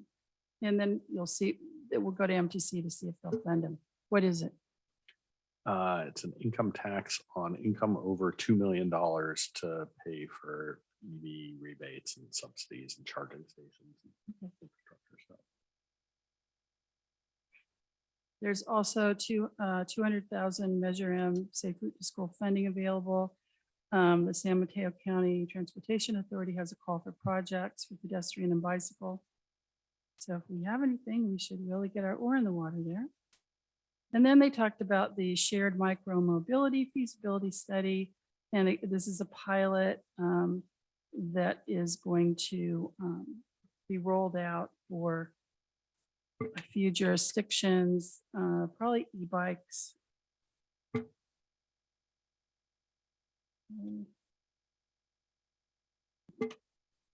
And then the express lanes. So we had the same presentation on express lanes, but we also talked about there's a change in the penalties for toll violations, and it has actually been greatly reduced. It is now $10 for the first notice, $20 for the second notice. However, you can accumulate those. Is that because nobody knows what the things are? It's like for no transponder, that kind of thing. Yeah, I mean, I've You know, just like if you're- observationally, I've seen a ton of cars in the express lane. I think people just don't even know if they're on or what they are. or Right, anything. They yeah, just don't know. yeah. I don't think we're ticketing yet. Yeah, as much as they say they've marketed it, I don't know that they have. Do you guys know anything about it? Well, I mean, it's always I mean, hard. have you ridden in the express lanes? I don't have really? a transponder. It's really easy to get one. I It's a don't- but fast track. There's no traffic, so I don't need to, too. All right. okay. Well, it's really handy if you're over in the East Bay. I mean, Oh, like yeah, that on could be. 880, going to like, say, Sacramento. Okay, and then we did an update on the community transportation benefits. That's our equity program. Since the end of April to July 31, they distributed 165 fast track transponders and 683 clipper cards. People get to choose. They obviously prefer the clipper card. Income levels, 89% of the people make less than 25,000 a year. 10% make 25 to 50,000 a year, and 1% make 50 to 76,000 a year. And they're coming, these people who have participated live in Daly City, South San Francisco, San Bruno, the coast. Very little participation in South County, which is kind of weird. And they're going to work on that. Then they talked about their marketing plan. And then the big discussion was the presentation on the status of our 2020 variable rate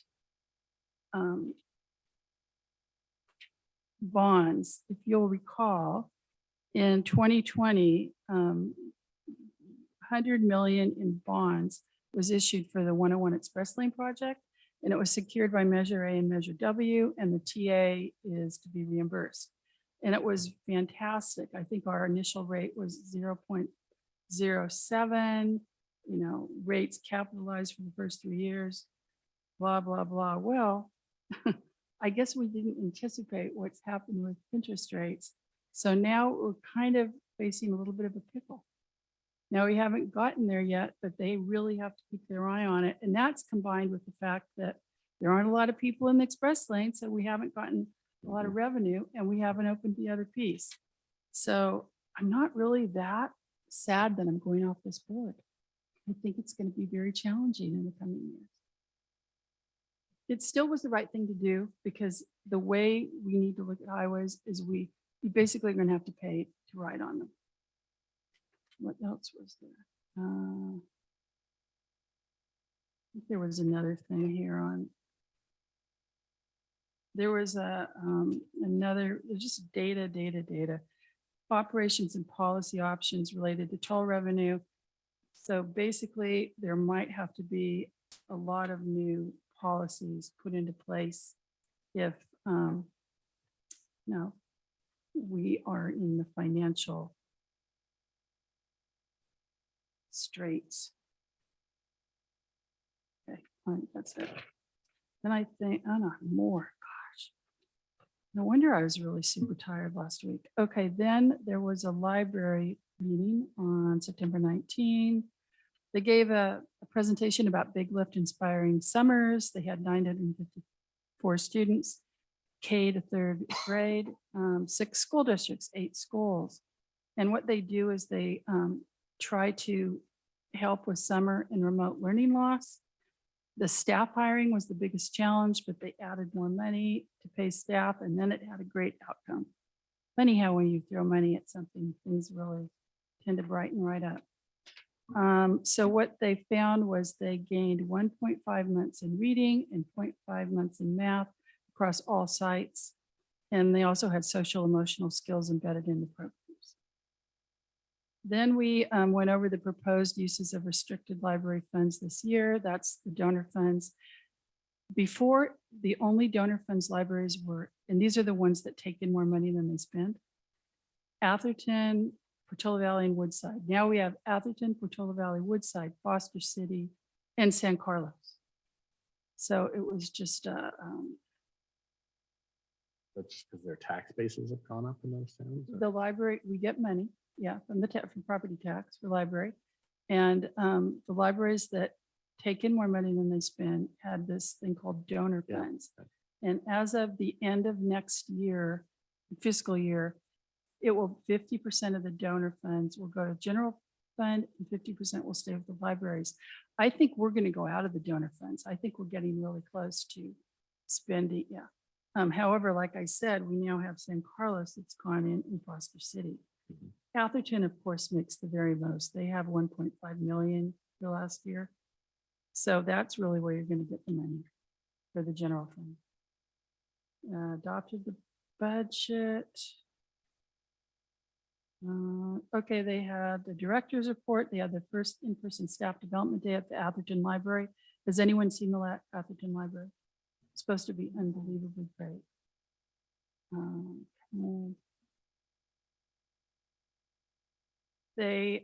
We applied for grants for infrastructure funding for our new libraries that we're trying to build in Pacifica, East Palo Alto, and North Fair Oaks. We did not make it through the first round, but we're hopeful we'll get some money in the second round. And then we had a closed session to talk about the director. Then just the last one, gosh. Okay, then there was a Resource Management Climate Protection Committee meeting. We talked about the California Energy Commission's California Automated Permit Processing Program. And I'm listening to this, thinking, really, do we really need that? Then come to find out, Senate Bill 379 requires a city or county to implement an online automated platform. However, cities with populations under 5,000, so we don't have to do it. So that's why the CEC, and I think they had like 6 people there, has this tool. Okay. Then we had our Bosco report from a different person. Hetch Hetchy filled this year, but overall the storage system is less. It filled. To date, we aren't meeting the voluntary reduction in our area. As you know, reservoirs are all below historical averages. Shasta at 34%. Even Don Pedro is at 54, and it should be 76. And so if our numbers don't increase, obviously there's going to be very serious drought measures next year. So while Hetch Hetchy is doing way better than any place else in the state, we're still a little below where we usually are. Hetch Hetchy's precipitation through August 28 was less than the median, but above 2021. Snowpack sucked. Upcountry precipitation, as you know, some of the months were great and some were not. That's how the water came.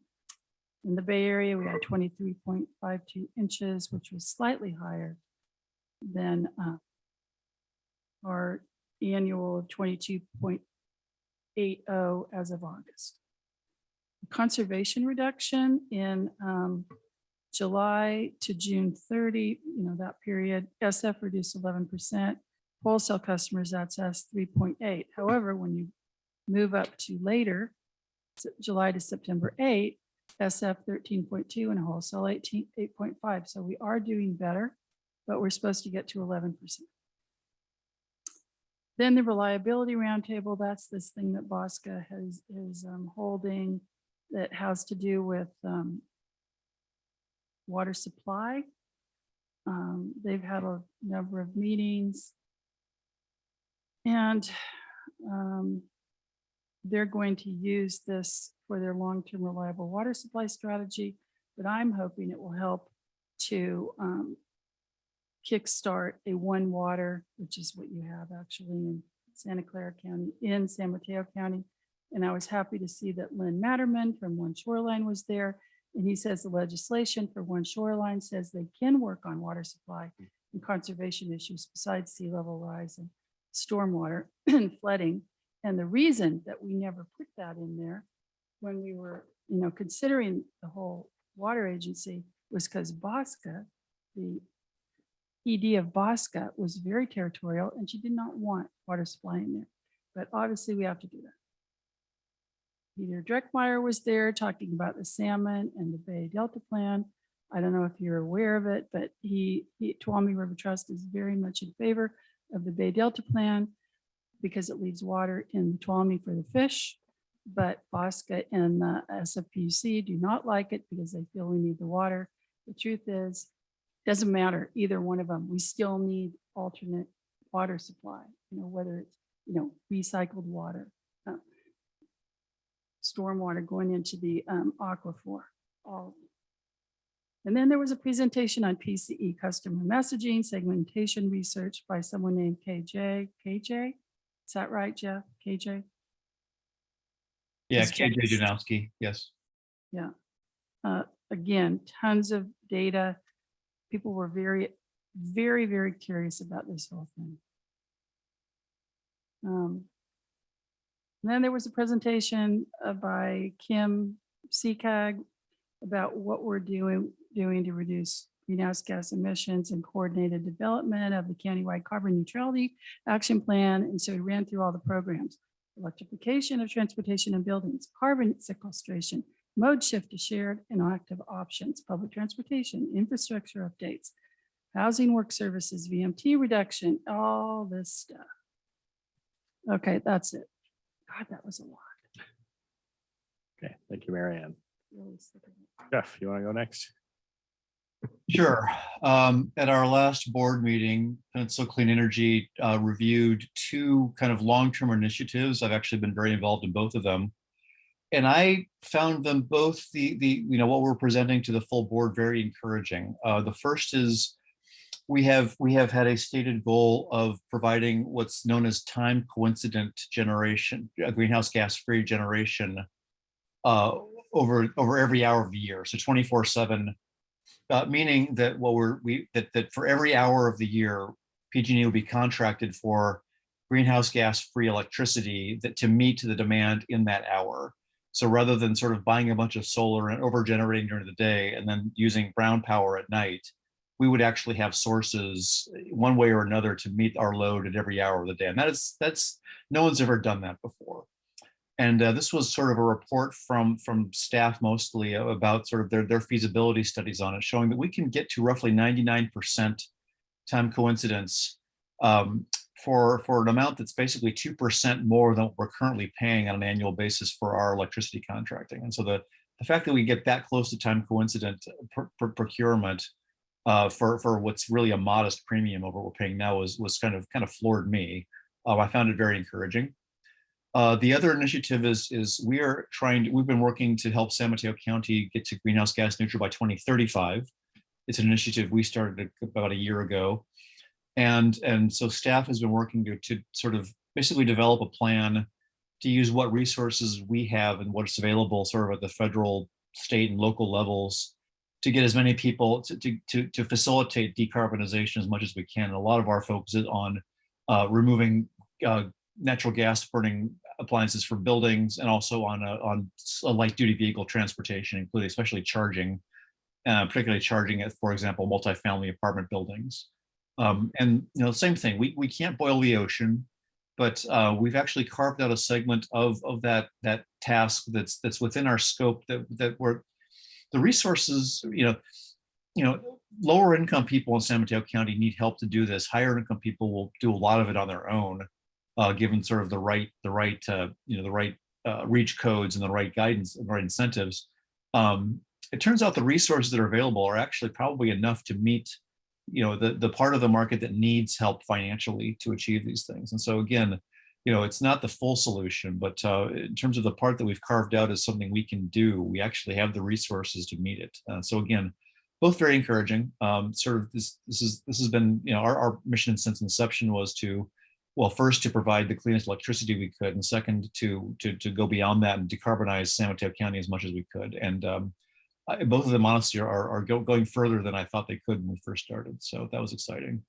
On the lining up the generation time with the load demand time, is there an opportunity to do something like PC did with launch, where back then it was really just about GHG percentage, where we had the Eco Plus and the Eco 100 plan, where a fraction of the market, essentially, or a fraction of the customers opted in to pay more to kind of get the ball rolling, as it were. And in Portage Valley we did in particular.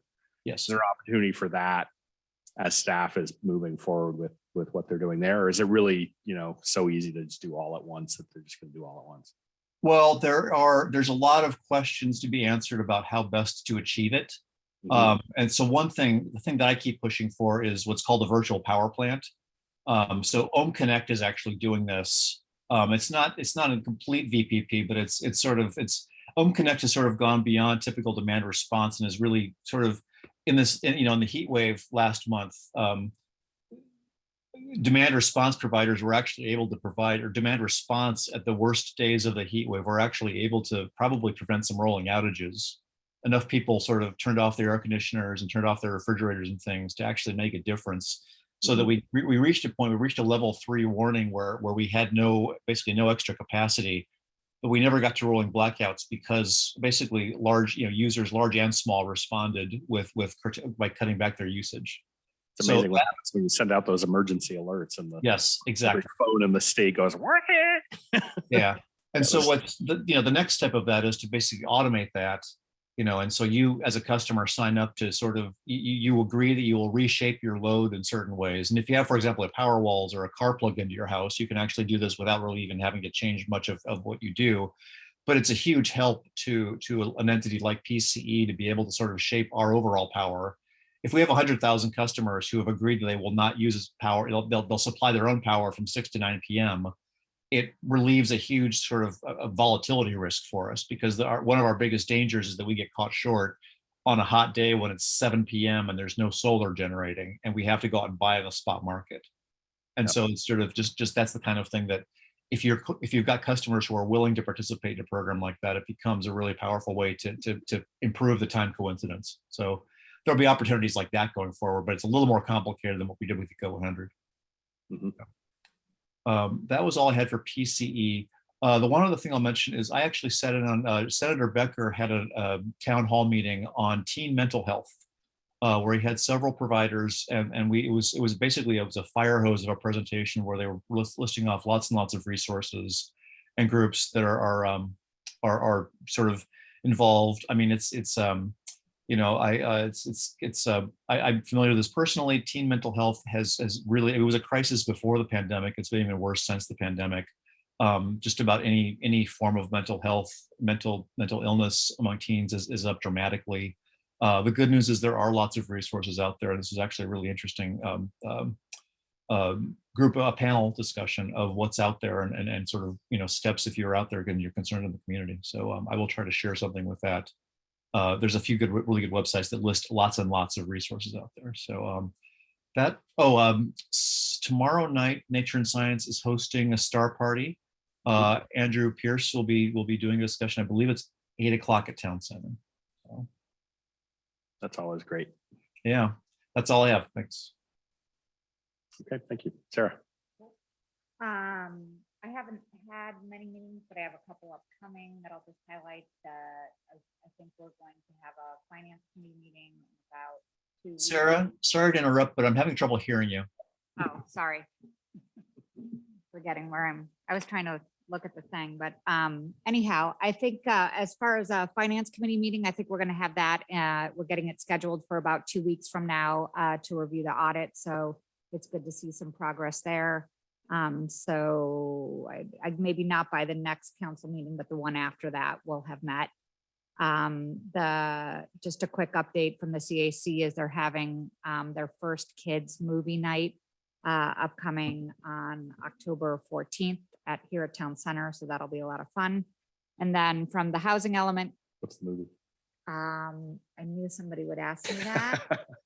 And Okay, I pretend I didn't. it's We'll look it up. Yeah. I think it's like it's a Disney animated something. I'm looking it up right now. Craig's not going unless it's a good movie. Yeah. It's a kids movie night. Oh, okay. Anyhow, the quick update from the Ad Hoc Housing Element Committee. We haven't met, as everybody knows, but we are trying to promote this role of the ADU ambassador. Unfortunately, since we announced it, we have not received any applications. So I know that staff is working on pushing out some additional messaging, hopefully by the end of the week, so we can get some applications. And if we don't have too many people still on the Zoom here, but applications are due by October 7th. And it's really important that we get volunteers. Otherwise, it's going to be pretty hard to do this as thoroughly as we had hoped to. So there were a lot of people that were interested in ADU surveys during the Housing Element Committee. So hopefully we'll hear from some of them as the deadline gets closer. So that's it for me. Okay, thanks. I had one committee meeting, Trails and Paths. They are doing a lot of good work. They have 2 subcommittees going, both work well. There's a lot of overlap between them, but they're working on mapping. One is a updated, modernized trails map. You know, anybody who's gone to our website and downloaded the official Portola Valley Trail map, you'll know it's a fairly low resolution thing where you can't even read the names of the streets and you're trying to look at and figure out where you are. And sometimes you're on your phone trying to do that. So they're updating it to be a much more modern, you know, zoomable, interactive thing that really it's looking great. So they're finalizing the work on that. As part of that work, they've run into some questions about, you know, places where maybe signage and things like that need to change. So the committee's working through that. And then one of the committees is looking at safe routes to school and looking, you know, at those trails and figuring out where might it make sense to think about, you know, should bikes be allowed here so kids can get to school essentially, or at certain times of days and that sort of thing. So they're looking at those things. And in order to do that, that involves questions of the easements where the trails go to private property and things like that. And so and easements come up a lot at the Trails Committee. So they are going to do a little bit of work to kind of assess how difficult would it be for them to create within the committee some kind of a database where we know what the easements are. So over time, because right now to find out, we don't have a list of all the easements that are in favor of the town for trails. You have to go to the county, to the recorder's office and page through the microfiche or whatever, pull all the records and then figure out what the easements actually are and where they run. So that happens every once in a while, but when it happens to kind of collect them and remember them for next time, and perhaps to proactively go out, you know, to some of these trails and find out, you know, where they are and get that information in house. They're going to be looking at what might be involved with that. The new trails thing, is it an app? It's so there's a PDF version. I believe they're doing something in Google Maps. There's also a thing that you can, you know, pan and zoom on your phone. So it looks great. It's really clearly laid out. You can easily see where the streets are relative to the trails and where the trails start and end and where they intersect with things and you know, what uses are allowed on each of them. It's really looking very, very good. It's very similar. If you remember a little while ago, the ranch kind of updated the map there, and the open space committee is updated where all of the open space in town is. It's that kind of quality of map. They're really doing some great stuff there. And that was it for trails. Okay, is there any public comments on item 7? Seeing no hands raised, we'll go on to item 8, the town manager report. Jeremy. Thank you. The movie is Coco. Coco. From Disney. So see you at 6:30 on October 14th. Just a few items. The mayor and assistant town manager and I will be meeting with Assemblyman Berman's brand new district director tomorrow. So looking forward to informing her of the issues of note in town, including housing issues, fire issues, and the like.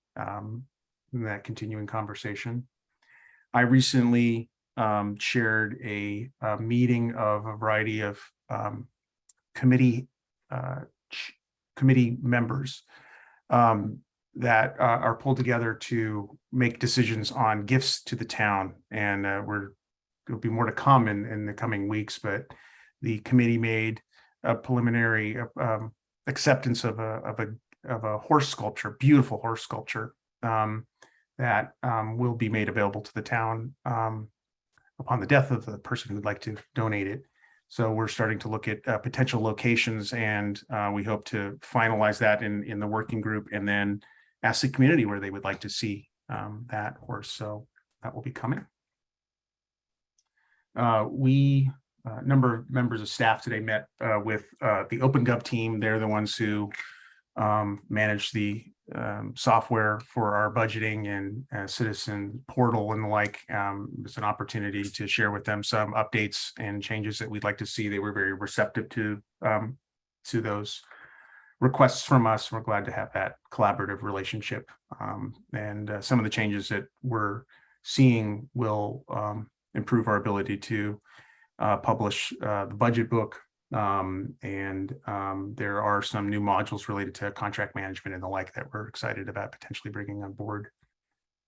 As the council knows, the ACC has started hybrid meetings, and the Planning Commission will be moving to a hybrid next week at their next meeting, which is October 4th. So we're excited about that.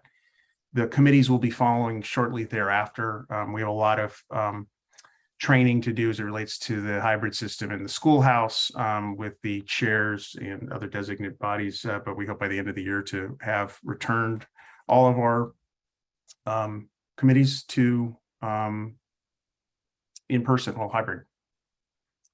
And I wanted to share just congratulations to 3 members of the staff, Justin and Carrie and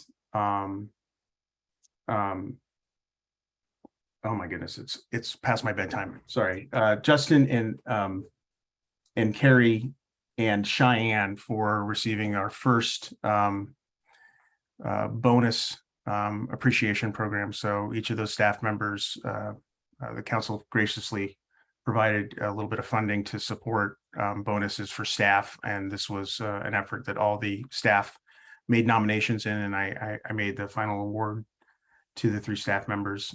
So we're just excited that they continue to do such fabulous work on behalf of the town. That is it. All the other issues I was going to cover were covered in other meetings, or other discussions here. So thank you. Okay, thank you, Jeremy. Is there any public comment on item 8? And seeing none, we will go to the digest. Item 9. Is there anything from the council on digest?